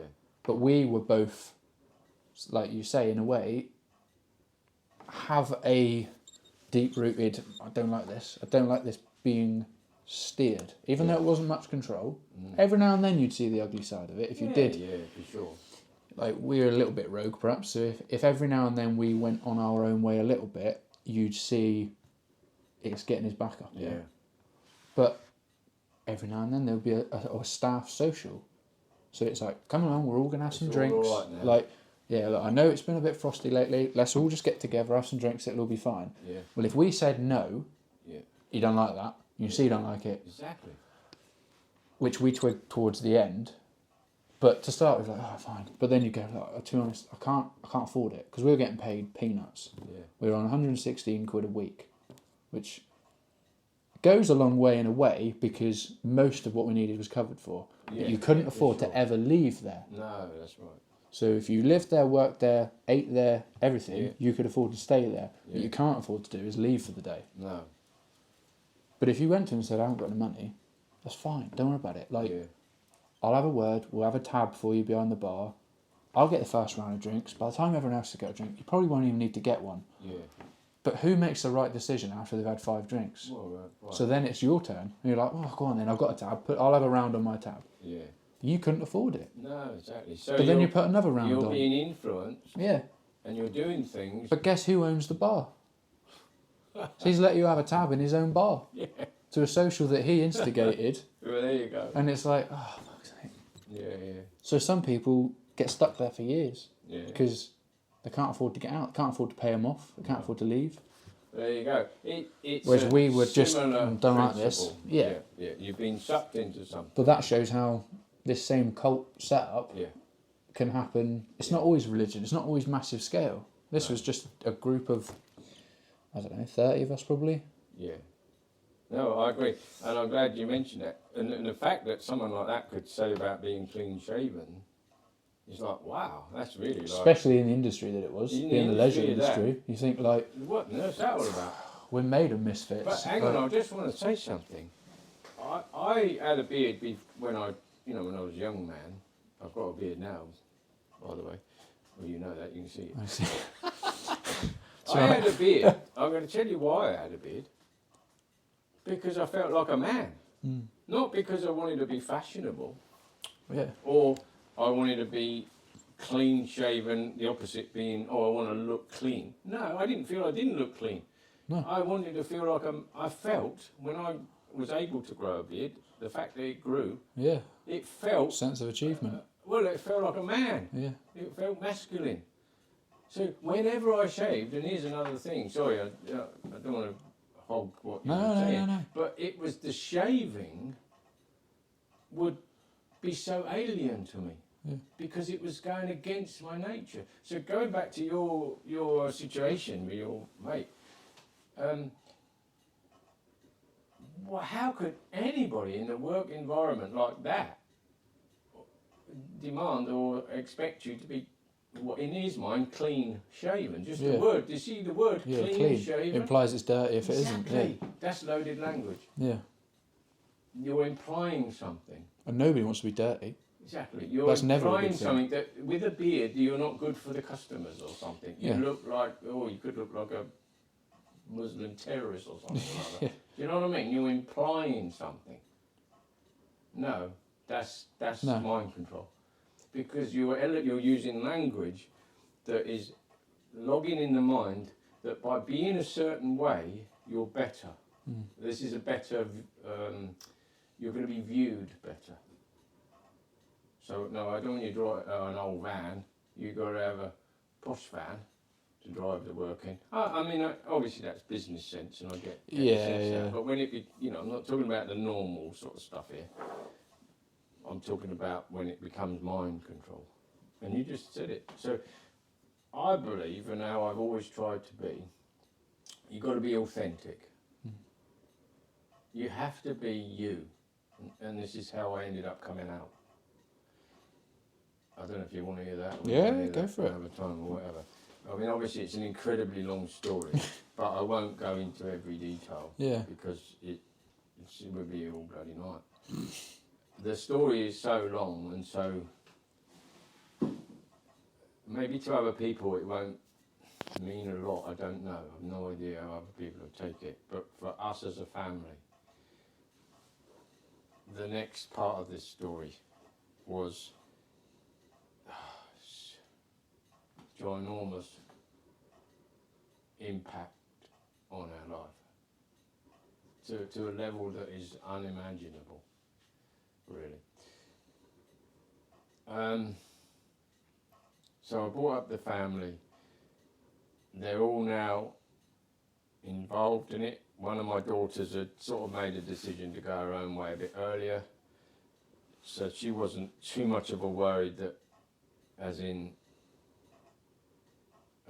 if hang on, so I'm jumping ahead a bit. I had 3 children in the cult. My wife is in the cult. My mother's in the cult. All our social structure, my children's social structure. I didn't need the friendship. Although I had friends in there. Yeah. They call them associates. My character didn't need them. Yeah, you know you're all right on your own. Yeah, I'm all right. I'm a loner, so I didn't even want them, to be honest. But that's a sidetrack. My family did. Yeah. Everything. So I'm going to jump to the end of it, and then I'm going to go back. Yep. We're now 8 years on, okay? For 5 years I was on my own. I came out on my own. After a period of approximately 5 years, my whole family came out. My whole family. And they were born in. My wife was born in. That's all they'd ever known. And they all came out. And to this day they're out. So that's huge. For kids, to their only social structure. My first son, Simon, he married a girl he married young, and he married a girl who was in the same faith, same religion. So that's all she'd known too. And her brother are out now as well, aren't they? Yeah. Yeah, I've met That's him. right. That's right. So, to other people listening, that probably doesn't mean a By the whole time heap. you've finished, it will. It will do. Let's go back now. So 2015. We're in England, okay? I've been living in Australia, so all this time, well, I've started off in this cult in Australia, but a long story short, we ended up moving back to the UK. Basically, I had an illness. I'll be very quick, but I had an illness that was quite life-changing. I had a paralysis, and I lost my nerve. Not only did I lose the physical aspect of my face, muscles, and down this side, the right side, and I lost my confidence, nerves. So I couldn't muster cattle anymore, couldn't ride a horse, couldn't ride a motorbike. I couldn't use the tools, the carpentry tools. I was frightened of the tools. So everything went. I just lost confidence with everything. Long story short, the only way we were going to survive, because I couldn't earn any money basically, was we had to move back to the UK so my wife could work. Simple as that. So anyway, that's how we ended up back in the UK. Now, fast forward, 2015. On my route, on my 20 odd years of being involved in this cult, there were little things that were sort of building up a bit, and my own authentic self was not happy with it. Anyway, long story short, my wife went away on holiday with her sister, who is also in the cult, who is also out now. Yeah. By the way, so it's not just You've taken them all now. It's the extended family. They went away on holidays, left me here for a week on my own. I'm sitting here, I'm looking at the computer, and I always had this thing about I wanted to get back to Australia, somehow in my mind I'm like, so I never lost that passion for Australia. So I'm actually looking up the BBC World Service, which I used to follow, and I'm looking at Australian news, which I did quite regularly. Yeah. So I'm looking at the old computer here, and I'm looking at Australian news because I wanted to keep up with life in Australia. Well, there was this thing came up, Jehovah's Witness investigated. And what there was, it was called the ARC, the Australian Royal Commission, on all organisations, religious, pony clubs, sports clubs and all that, were being investigated to see what their policy was on child protection, particularly sexual abuse. So if you had running a pony club or whatever club you got, well, what's your policy, Ben? You know, what's your policy to protect children? Yeah. And we need to know it. We want to know, do you take your children on your own? Or is there other parents here? What's your policy? Yeah, what do you have in place to keep Yeah, people safe exactly, and happy? Exactly. So when I looked at the news, it was Jehovah's Witness' turn. So it wasn't just Jehovah's Witnesses, it was everybody basically, you know, within reason. It was everybody who dealt with children were being investigated. Well, it said Jehovah's Witnesses, so I thought, oh, well, I'll tune into that. Yeah, So I did. Well, it was on a period it was quite a long thing, lengthy, day after day, you know, so I was tuning in every day. Well, stuff was coming to light about child abuse, because that's what they were investigating. And I thought, no, that can't be right. That can't be true, because this organisation isn't like that. No, Do yeah, you you've see got what I mean? principles, yeah. You see what I mean? These are Yeah. principled people. These don't do that. Yeah. Now, I wasn't foolish to think that couldn't happen, because in any organisation, Yes. any group of people, whatever, there's going to be good and bad, and there's bad eggs in every bunch, you know. So I wasn't stupid or naive to think that it couldn't happen. But it was what were you going to do about it, or how were you going to handle it, was what I was like. No, and what I was hearing in this court case was the way they'd handled it was the same as, or if not worse, than the Catholic Church. Basically, they dealt with it in-house. So instead of reporting child abuse to the authorities, which would be the most obvious thing that you would do, I thought so. if you've got a problem in that area, you must go to the authorities. It's as simple as that. I mean, sometimes justice is still not dealt with in the authorities, but at least you've gone down the route that is acceptable. But to deal with it yourself in-house was like, wow, this you, in a sense, you're covering it up. Because what is there to deal with? You know what I mean? If somebody that wants to leave is completely outcast, surely that's far worse. So why aren't they just booted out? Why wouldn't it just be a blanket? No, I'm sorry, you're on your own. We want nothing to do with you. Yeah. Well, think about it, Ben. What would But that don't look do? good on them, What does would it? that- It doesn't look good. Best keep that quiet. Exactly. You keep that quiet. So you deal with it in-house, privately, you know, behind closed doors. Oh, we've dealt with that. It's all done and dusted. Oh, yes, we've dealt with that. Well, as I say, cutting a long story short, I'm sitting here watching this live, or this court case going on. And I'm like, I don't, Purely by chance. purely by chance. And I'm like, no, this ain't good. And I was sitting here then, the same seat I am now, and something happened in there that one of the leaders, I won't go into describing everything because it would be too much for everybody, but put it this way, what I was hearing was so bad, I was getting, you know, completely worked up of what's going on here, and I didn't know how to deal with my emotions of how it was affecting me. But then one of the leaders was going to come on the next day, sort of thing, or in the afternoon, and give his take on it. And you know, my viewpoint was, it doesn't matter what's happened, this guy's going to put it right. He's going to say something that will be... Yeah, make it all right. make it okay. Yeah. He's a leader of this group, okay. And so I was anticipating him to say something like, Yeah. I didn't know what he was going to say, and I knew the court themselves wouldn't accept it, or I was prepared that Yeah. they wouldn't accept it, but from a biblical point of view, I was hoping he would say something that would satisfy.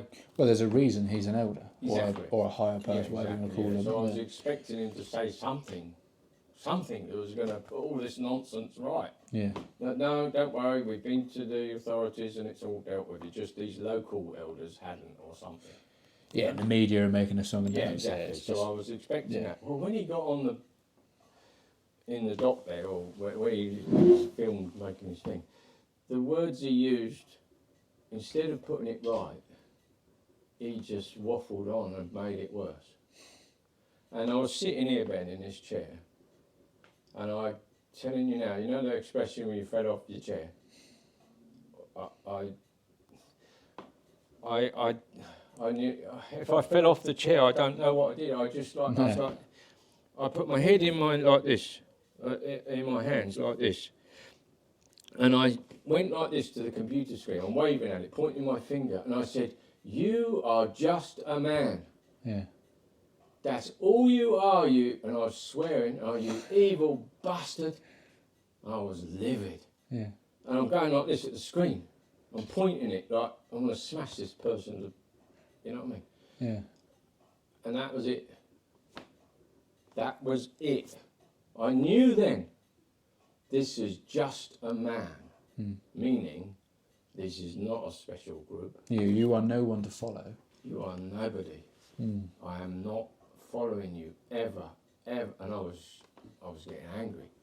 Like, I'm talking mega angry.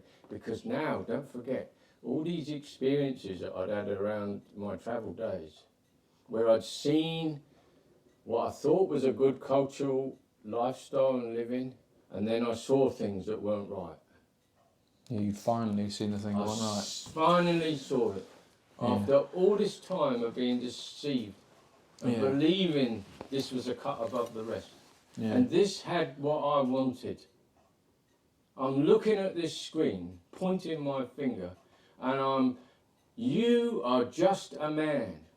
This organisation is no different to any other bloody place I've ever been on this planet. Yeah.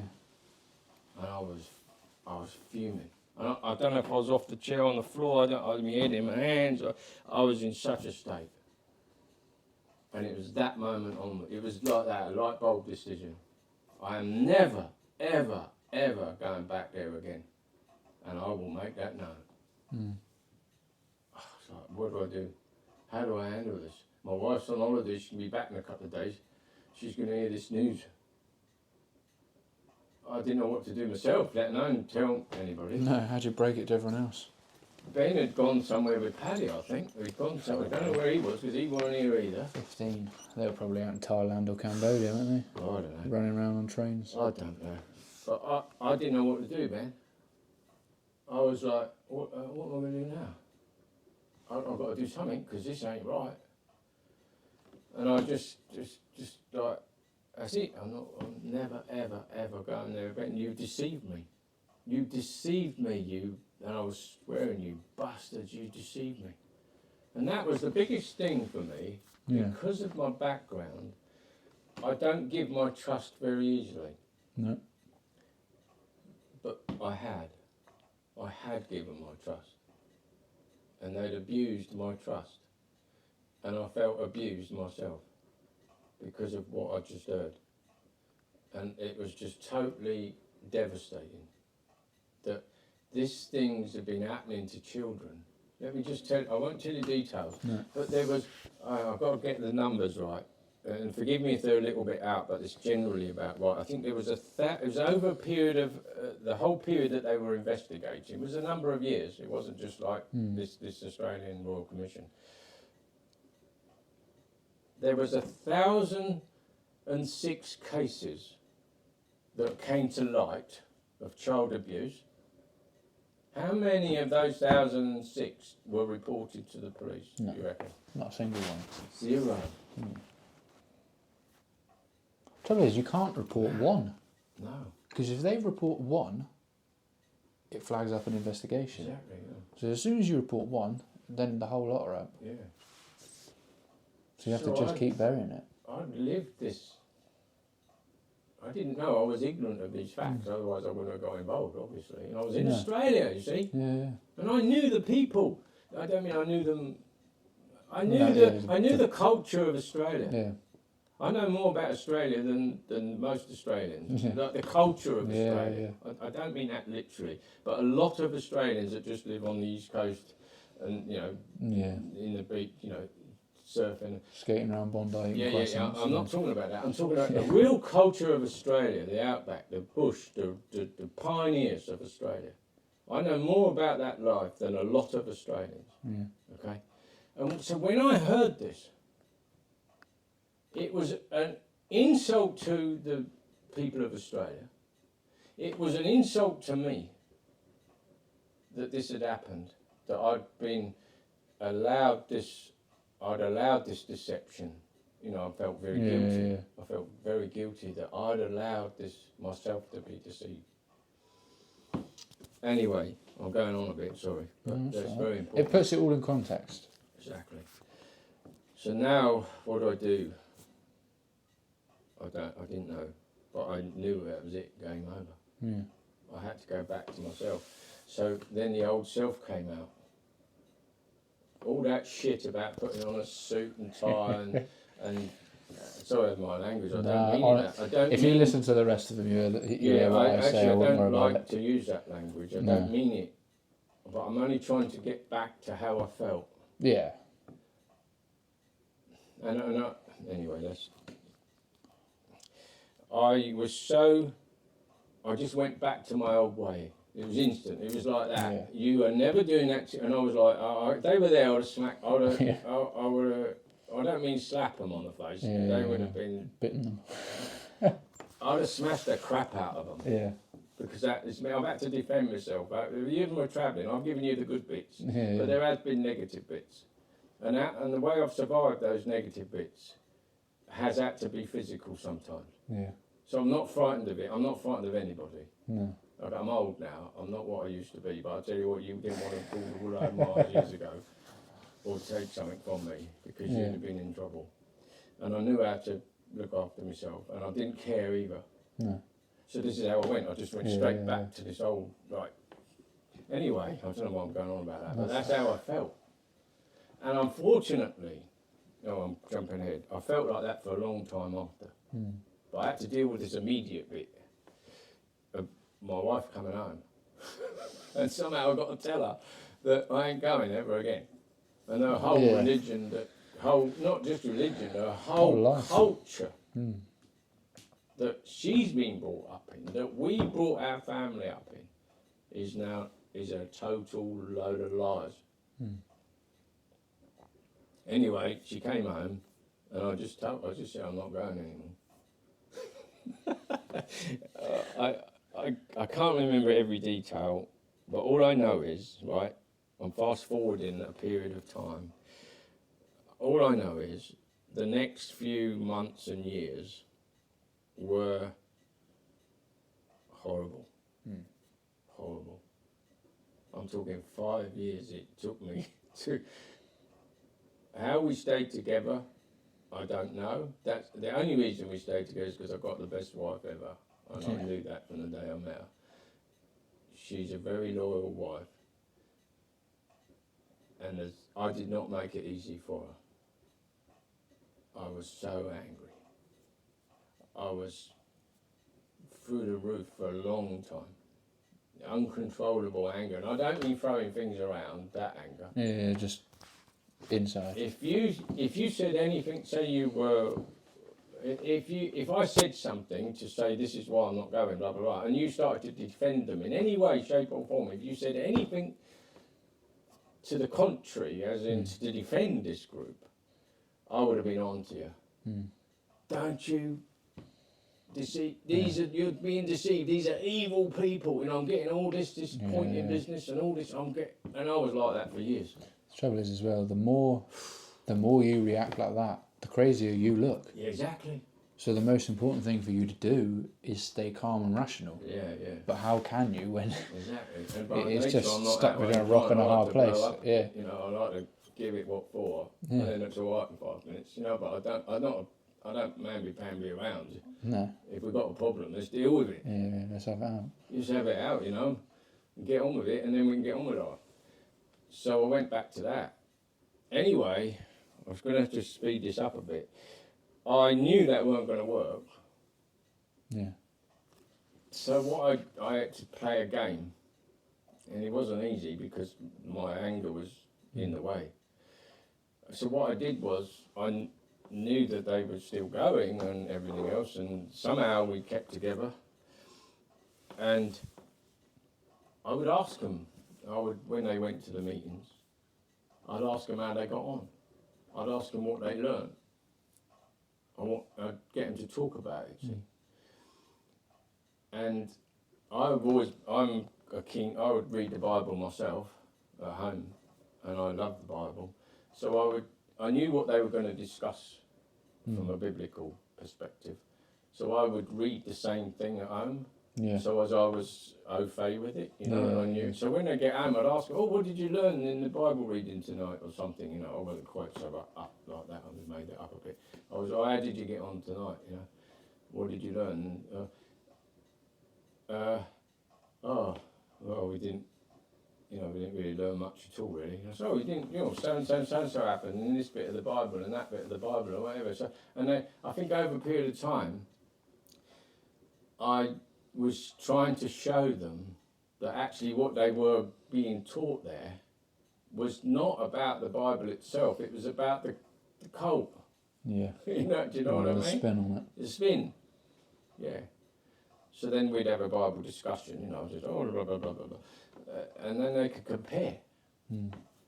So I think over a period of time, and I knew this is my only way this is going to happen, That's how I would do it. And then it became obvious to them that the spin that they were being taught was not tallying up with scripture or do you know what I mean? Yeah. And somehow it worked. And first of all, I think I can't remember all the details now because everybody has come out. Every last one of us all is out. My wife, I went away working. I had to go and do a job up in Lincolnshire, and I was away for, I don't know, 5 weeks or something like that. I remember that. Can't remember. Bloody ages you were Yeah, that's right. And left Yvonne on her own here. Yeah. Well, of course, that gave her time Yeah, to just think sort about of it, think yeah. about. She had to deal with my anger because I'm away, you see. Yeah. And I don't want to make out I was throwing things all over the place. It wasn't that type of anger, but I was angry in myself. Incredibly, more than I can think of words to describe. But she was away from all that. So she was able to think and piece together a little bit. And I think her sister, one of her sisters is out, I think she'd been saying things to her. She'd come out after chatting me, it through, chatting it through, so chatting things over. And I think it slowly, it started to have an effect on her. And then eventually, other things happened, blah, blah, blah. She decided not to go. And then also my son, Simon, who you know. Yeah, well, I know, I don't know the exact. I know he was playing badminton, wasn't he? With his lifelong friend. That's right, yeah. And Simon's older than me, so he would have been mid-late 20s at the time, I guess. Yeah. I know this, what I've been told then. He's playing badminton with his friend one evening, and they were just chatting things over like friends do, and he just said, I'm thinking about not going anymore. Or I think he said, mentioned that he was having mentioned doubts some of or the something. problems, Yeah. some of the red flags. Yeah. He didn't say he weren't going, I think he said And apparently, he got home and his friend had texted him and said, we just can't be friends anymore. along those lines, absolutely along And it's those just lines. like, It was that how, instant. That's it. how to any it. other human being, the only time I can think you could possibly have a friend tell you something and you just text them saying, we can't be friends anymore, they have to have done something horrendous. Exactly. Your friends could rob a bank and come and tell you, and you go, right, okay, this is a mess. Well, we're going to figure out the best way to go about this. Yeah. But, yeah, to just to just say, I don't want to be a part of the club. Yeah. And it's like, sorry, we can't be friends. Exactly. Like, we've been friends for 20 years. Like, how can we not be friends now? That's right. That's It's how it just happened. insane, It's isn't it? something like that. I can't. It Yeah. wasn't word for word like that. No, but it was along those lines that was so profound on my son. Mm. And this is the point I want to make, Ben. I knew that it would the experience for them to come out, my family, something would have to affect them. Yeah, in a a hindsight way, that's the best thing that could have happened to him. Exactly. And that's At the time, it's probably the hardest thing that happened to him. Absolutely. But it he was needed like that reality brutal, slapped him in the face. Mm. And until such times it happened to Yvonne, other things happened. My wife Yvonne, that happened to her too. Things happened to her. She started seeing it for herself. Yeah. And with Simon, he saw it for himself. And his wife, she got snubbed as well. Yeah. And she, poor girl, I can't remember, she just had the twins then. I can't remember what it was before. I can't remember the details. But she hasn't had an easy life. She hasn't had an easy life. Without giving too much away, but yeah. Without giving too much away, she hadn't long lost her mum. Devastating, that life-changing things. And they snubbed her. In a time when you need people. And they snubbed her. So it wasn't me telling them. No. It was them experiencing. Just got to see it, yeah. So that happened. So then they pieced together what I'd been telling them, or not.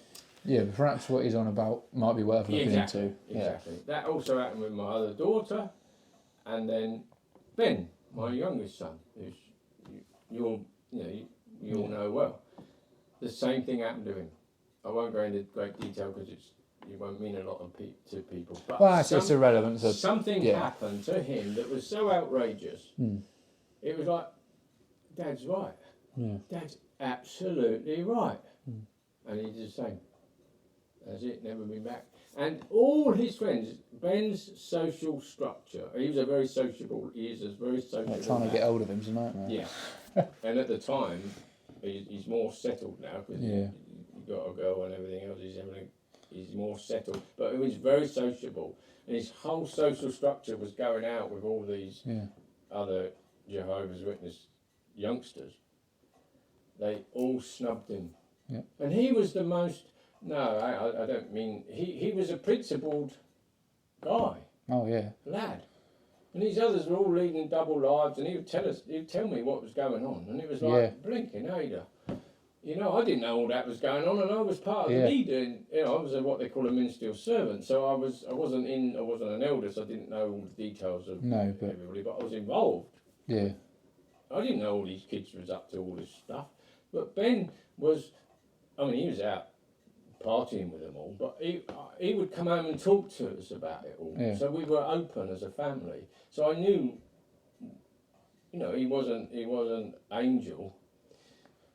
But these others were making out that they were, so he was seeing it. Do you see where I'm going with he see firsthand that these people that are supposed to be above all this, even they give in to temptation. In a double life. They live a double life. Yeah. So anyway, long story short is my family saw it for themselves, and eventually after 5 years, we're all out.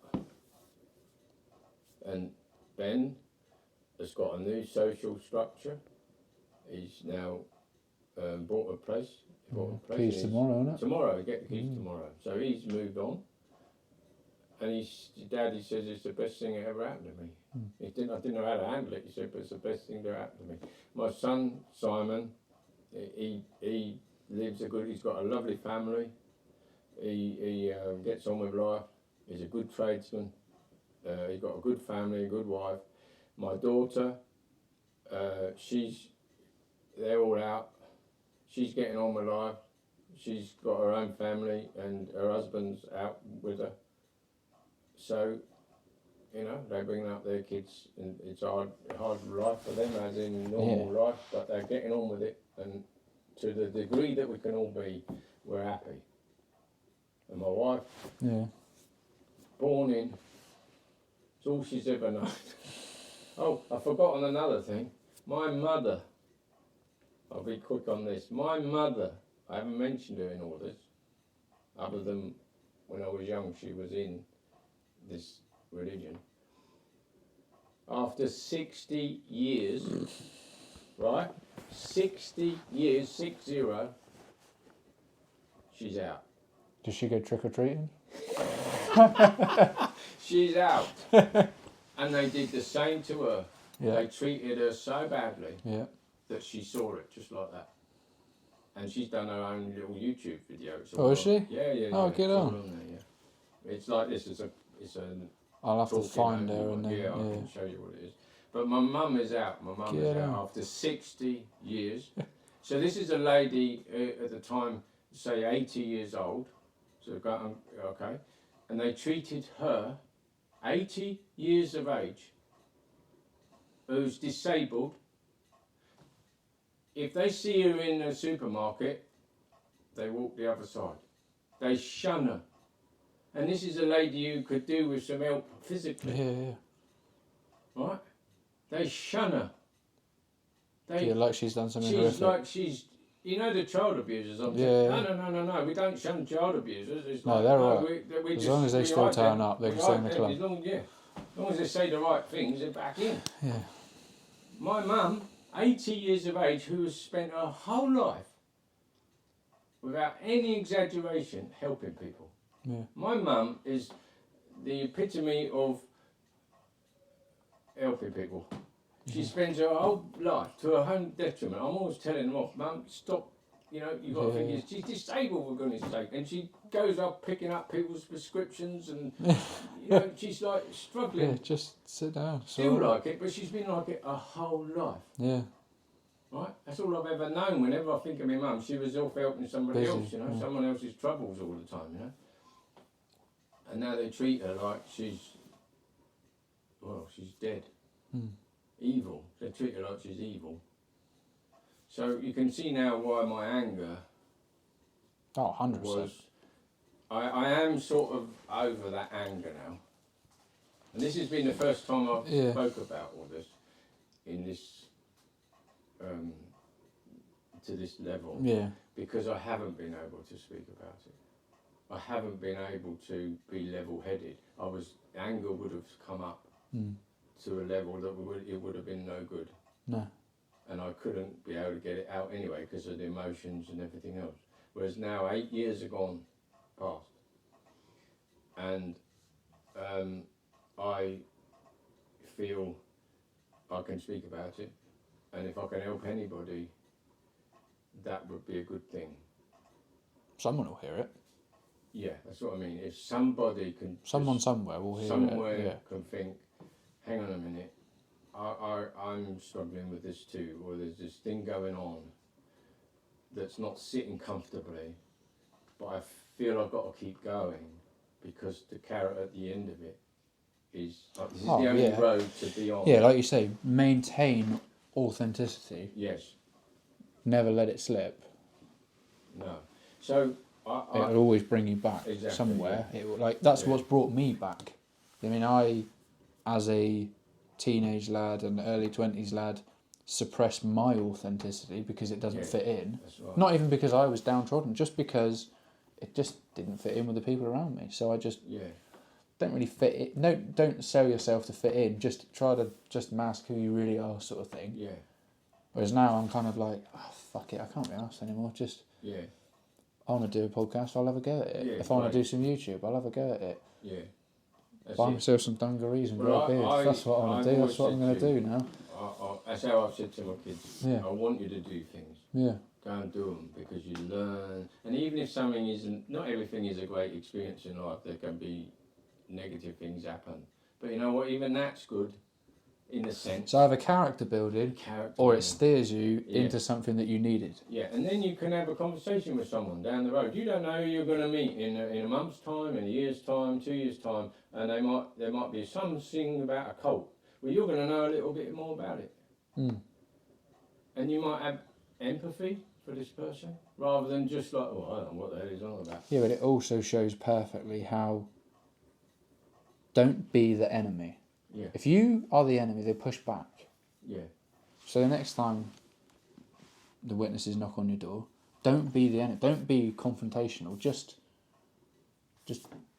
quiz it a little bit, question it a little bit, Yeah.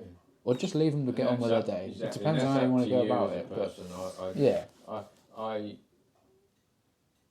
you can say no, Yeah. thank you, and be pleasant about it and go on your day. and Or if you want to engage, exactly. that's how. But Exactly, and that's up to the individual. Yeah. I personally wouldn't be able to engage with them. No. They wouldn't engage with me anyway. That's I'm the right. most evil You're on the person red list around. now, Yeah. But I have. Anyway, that's another story. yeah, But I do have a faith, and anybody that feels that they can't come out of a religion, I'm talking about Christianity and this particularly this Jehovah's Witnesses, and they think they're going to lose their ability to have a faith. It's up to your choice whether you have a faith or not. I'm not saying that you should think like I think, because I do have a faith. What I'm saying is, if there are people in this cult, they don't realise they're in a cult, and they wouldn't like the terminology of a cult either. That would offend them. So if they're in this religion, and they feel they can't leave it because they would lose their faith, I would honestly say to that person, that is not true. That's not the case. Because your faith is you. Your faith. It's not governed or hinging on a group of people. It's you. So I'm speaking for myself. In fact, and I'm speaking for even my wife. We both have maintained our faith. It's not the same doctrinally as what we used to believe, because a lot of that was lies. It was wrong. yeah. But the principles, the lifestyle of living to this Bible, the scriptures, appeals to me and appeals to my wife. And we are, as a couple, happy to continue with that. Yeah, sit outside of any kind Structure. of box. But Yeah. just that's But what That's we're your not, guide we're to not life, yeah. religious. You know, we're not no. part of a religious group, but we still have our own faith. And actually, that faith is stronger because it's ours. Yeah. We're not, you know, it's not this influenced by this bite method, behavioural control, information control. We get our information from all over. Yeah. You know what I mean? We can then analyse information with a critical mind, and you can be then progressive on your conclusions you come to. Yeah. Because you've taken in information from all angles rather than just one angle. And your thought, the other one's thought control and emotional control. So our thinking becomes our own. And then our emotions are becoming more authentic. They're what we are. If we want to help people, it doesn't matter what religion they are, what background they are, what coat, where they come from in the world. It doesn't matter. We're not better than anybody. If we want to help someone, we can help them. Yeah, just get on to it. Yeah. And we're not thinking about doing it because we are in a group of people that should try and make an effort, you know, to look good. We're doing it because, so our emotional response to life is because that's what we want to do. It's how we want to live. Yeah. So there we are. There's a lot more to it, but we're doing all right. Yeah, well, not been that easy. is my second compliment that I had that I wanted to give you. It's a good night for you, this. Having heard the story, having heard family members' personal experiences of it, having chatted to them and knowing how hard they found it and how, even before they actually come to leave, the thought processes of like, do I want to do this? As soon as I announced that I'm considering it, that's it, you may as well have left. Knowing how hard that has been and what's involved and how the group is just pounding into you that anybody that leaves is an outcast. Yeah. And the anger that's behind all of that and the disgust and like you say, your mum just gets completely blanked. Well, it's not even like shunned passively. No. They're disgusted in Oh, her. disgusted, yeah. Absolutely, like, disgusted in what she's done. Yes. So, 100%. having last summer gone mountain biking with both your sons, your son-in-law, and your daughter-in-law's brother, is that right? To see a family group that have stayed together and are closer than ever, Yeah.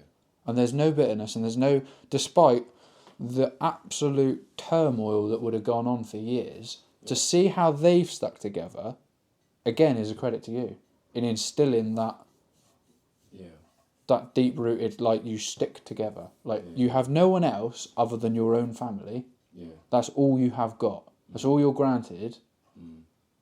So for them to go through so much chaos and that deep-rooted principle, just again to still be there, of like to bring them back together again, and then just, it's not even like they're not acting like nothing happened. No. Genuinely, nothing has happened now. They're so naturally back together again. Exactly. But that's because you instilled it in them. Yeah, Because I they appreciate just that. they know that that's right. They know that's where they belong again. That's right. They know that that's the only safe place they have. Yeah.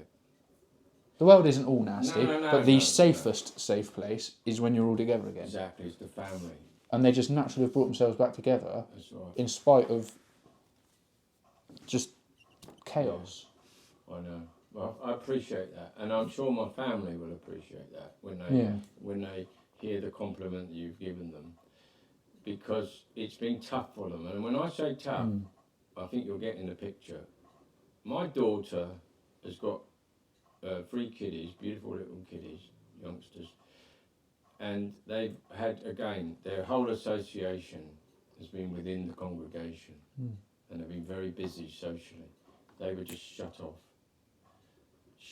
So you're talking about the grandchildren. Yeah, little kids. We're talking about my daughter, all her friends. So can you imagine how she feels as a woman bringing up her family, and all the ones that used to come to her for chat, want to chat about this, chat about that, and little help here and there. She would give them the help. Now what do? Turn their back. Can you imagine how hard that is for her? And yet she's managed. So I appreciate what you're saying. All of our family is just, it's I appreciate it, and I'm sure that they will too. And it's been, I hope they will, because They will, it is they will, it is because a it's genuine yeah, observation for me as an outsider. yeah, It's, to me, it's so blaringly obvious. It's just like, you lot have got like this solid yeah, thing running through you of Well, just like, no matter how chaotic it gets, yeah. you just instinctively come back to it. That's right. And that comes back to the foundation. Yeah. You see? But you didn't even necessarily intentionally instill it in them. You were just doing you. You're just doing what you felt right. Exactly. This is what I'm saying, Ben. Listen to me. If I could give advice to anybody, because I do a lot of work with dogs that have got problems. Okay, I do a lot of. The way I speak to the owners of these dogs that are trying to deal with them, I say to them, you have to be authentic. And so I use my life experiences to help people help their dogs. That's what I do a lot of that now. If you're not authentic, that dog, and horses the same, they're going to see right through you. You're a nobody because you're just trying to be somebody that you're not. You've got to be authentic. And I don't think people even realise they're not being authentic sometimes. They don't, because life doesn't steer you to be authentic. No. You're peer pressure. It's all around us. The easier life is to sell your soul, sort of thing, and just toe the line in some form of way. Yeah. But the way I've tried to instill in the family, with the help of my wife, it ain't just me, I can tell you that now, because I'm bloody hopeless. If it weren't for Yvonne, I don't know how the hell we're because I don't know. But see this house we're in, right? You're here, you're sitting here. Yeah. Well, we built this. We built every bloody brick, every block on top of a block, every window, Every door you see, every single thing, we built it ourselves. Yeah. And do you know what? When I was in that cult, I would keep on getting people saying things from the platform, Yeah. from the, what do you call it? You know, well, we call it from the platform, you know, the church, what do you call it? I don't know. But, I you can't know, think, yeah. The platform. Yeah. They would say things about people building houses and getting their paradise now, because you're supposed to wait for paradise. Yeah. And I thought, oh, hang on, who are they talking about? It's only me building a house. I'm the only one here. Yeah. Why do they keep saying this stuff? Because to me, it was natural. I've got a family, right? I've got to look after them. You're building a home for them. Exactly. I have to look after my family. That's my duty. That's my principle. And it's not a flash house. No, it's just a house that we I built. bloody love it, but Yeah, but the thing it is, is right, not. It's not 5-bedroom It's- ensuites, no. dressing rooms, LEDs. It's a I know you love an home. LED. Yeah, we're laughing because I've done some work with Ben on his projects, on does? the work he's doing, but that's why that's a personal joke. But what I'm saying is I went against the grain Yeah. where you weren't supposed to build your own house because that would be unfaithful. I'm exaggerating slightly, Yeah. but in principle, Get the gist of it. it would be you are going doing your own thing now instead of waiting on God to put it all right. You know what I mean? So, but I by nature, I have a family. I've got to look after them. So how am I going to do it? But I've got to live somewhere.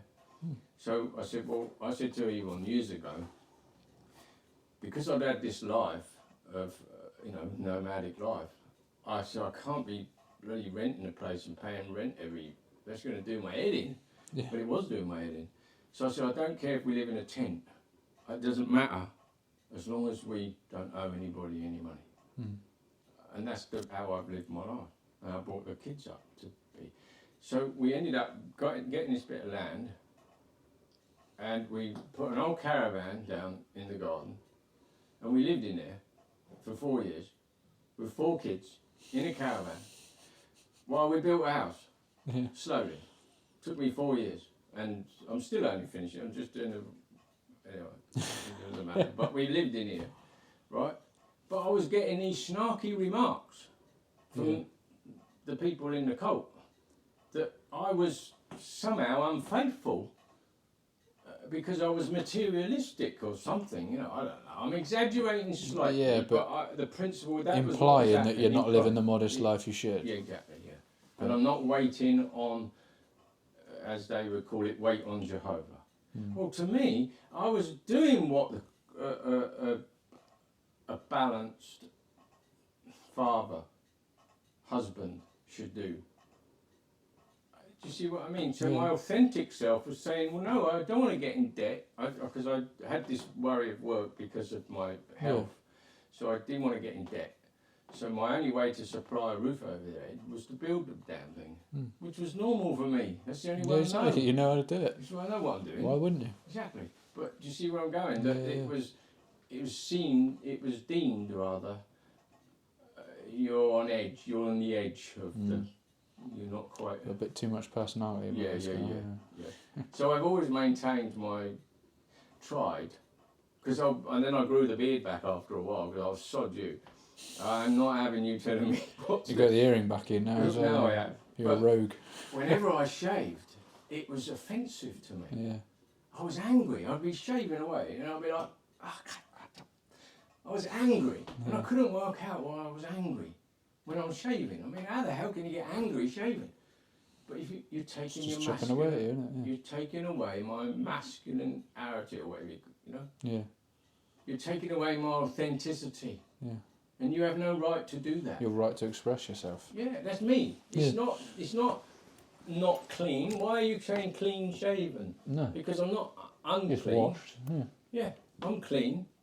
I just got a beard. That's what a man has.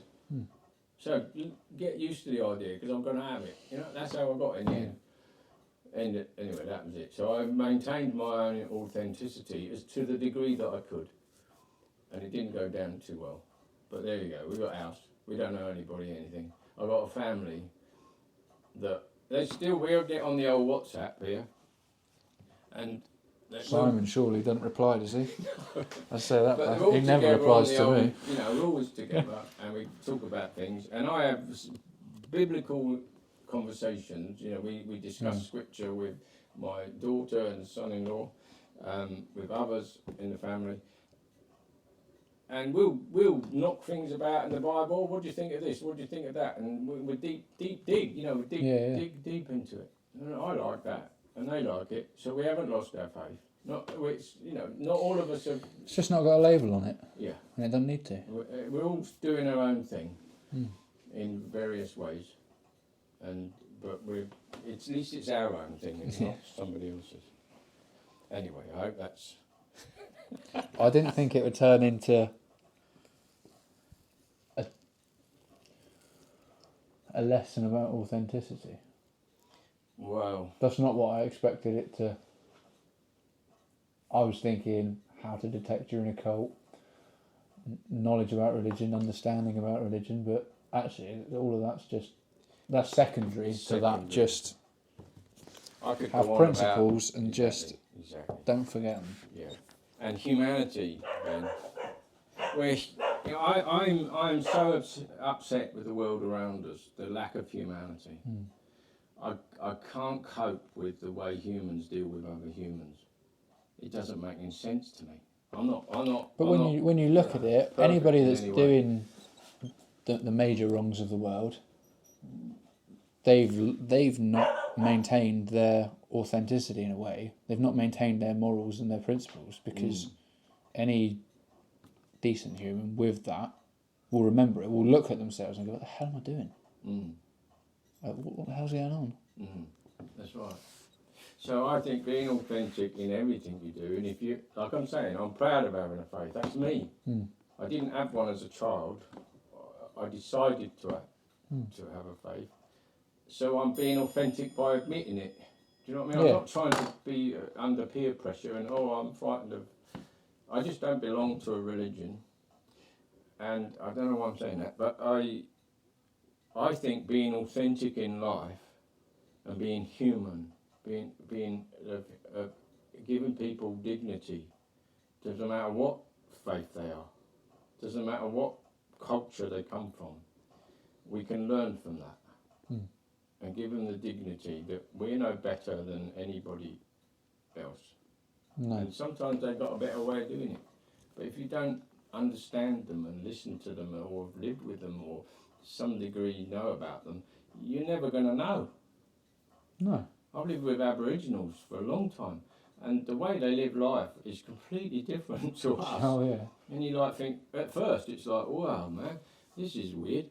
Yeah. But then you realise the family structure. See, this is what I'm saying, Ben. Family is everything. Material things are transient. They're just, what are they? They can be taken away just like that. Yeah. They can be What are replaced just like that. Yeah.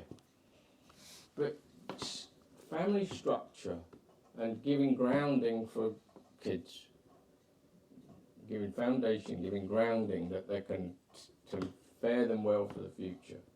To me, I don't know what else is, what's life all about. You know, you've got your little lad there, he's a beautiful little lad. He's going to grow up and they grow pretty down quick. Oh yeah. And without, not just guidance, I don't mean it like that, you tell them how to live, it's not that, it's showing them, this is how I feel, it's showing, not telling them, it's showing them what works and what doesn't. Yeah. As in emotional, see, when families have trouble, and obviously families do have trouble and split and everything, the emotional turmoil for not just the two adults, but for the whole family. If there's kids or the parents that got to witness what's going on with their children, it has such a profound effect on life. So I think it's just keeping true values and principles. Well, you can always fall back on it. Yeah, and your children will hopefully, whichever route they take in life, it will become cultural for them too. Hmm. And that's, I think, families make the whole setup. There you go. That's just me. I've got a present for you on that note. I know you love your lavender soap, don't you? Oh. So I've got you another bar of Oh. soap. Well, there you are. You are a good man. It's a bloke in Cornwall makes his own soap, but he's a jiu-jitsu bloke, but Oh, really? I thought it's full of eucalyptus and tea tree, so you guys will love Oh, yes. it. It smells amazing. Yeah, lovely. It's really I to stop you appreciate getting that. staph infections and ringworm when you're on the mats doing jiu-jitsu, but Oh, is it? I love it. I think it smells incredible. Oh, brilliant. I thought you'd like I it. would. I Of all will people. like it, and I'll value it, and I'll clean myself with it. Yeah, clean that dirty face. I would give Simon a bar, but if he won't give me his sourdough recipe, he'll have to wait. That he makes excellent sourdough. So does my daughter, and so does my Oh, wife. perhaps I'll tap her up for My wife, knowledge my on it. daughter, and my son make excellent sourdough, Oh, and God, to teach me. and then. Simon makes the fantastic sourdough pizzas. Mm. And that's another thing when you've come out of a cult, right? Sorry to go You're, on. you're allowed sourdough, yeah? Yeah, You've gone mad for it. yeah. That's right. You can eat what you like. Yeah. No, listen. When you come out of a cult, anyone who's coming out of a cult, go and do something you like doing. Yeah. Get passionate about Get a bit of something. freedom back. Get something in your life. I went back to doing dogs. Yeah. I've always worked with animals. When I come out of this cult, I didn't know what to do. I had no idea what the hell I was going to do. But you know where I went? I went back to animals. Mm. I work with dogs. I don't work with horses because I'm not in that field anymore. I would love to, but I'm not in that. That's gone. Them days are gone. But dogs, I do dogs. And so it's me coming back again. Yeah, it's your passion project. Yeah. It's I the even thing took you do, these yeah. dogs here. I got Australian cattle dogs, and I took that lad over there, Taz. Look, he's eyeing you up. I took him to Crufts. Yeah. Can you believe that? Me, a person. I mean, he's like, Hey, no, Taz. here, look, he's come. Because Did you go to Crufts? Did you? Are you a Yeah. show dog, really? Yeah, he went Yeah, to I thought Crufts you and he were. came third in his class. Good on. Hey, mate. So if you're coming out of a cult, get involved in something Go to Crufts. that you like doing. Even Sorry, you've got Coach. to learn it and go and Yeah. learn something else. It'll ease your mind, and you'll learn something else. You'll meet new people, Yeah. and it doesn't mean you've got to do it forever. But just get out there and Just have a try go. stuff. Yeah, Cool. I think that's a pretty good place to stop it, isn't it? no worries. Thanks for listening, everyone. That's a wrap for that episode. If you liked what you heard, then you can massively help me out with Spotify. If you scroll down a little bit, you'll find where you can ask questions, interact with me a little bit. You can share it. If you haven't already, you can follow me on Spotify. All of that stuff, that all helps out with the algorithm. It helps push me further, helps grow this podcast. Hopefully, it gets heard by even more interesting people out there in the world that I want to get on. Yeah, you can see what I'm trying to achieve. If you want to help me out with it, I'd be extremely grateful if you could just interact a little bit, feed that algorithm that I've spoken about in previous episodes, and yeah, let's see where this can go. I'm excited. I look forward to it. I really enjoy doing it. I'm hoping you all enjoy listening to it. I know I slur my words when I get excited. I know I'm just full of shit most of the time, but thanks for sticking with me.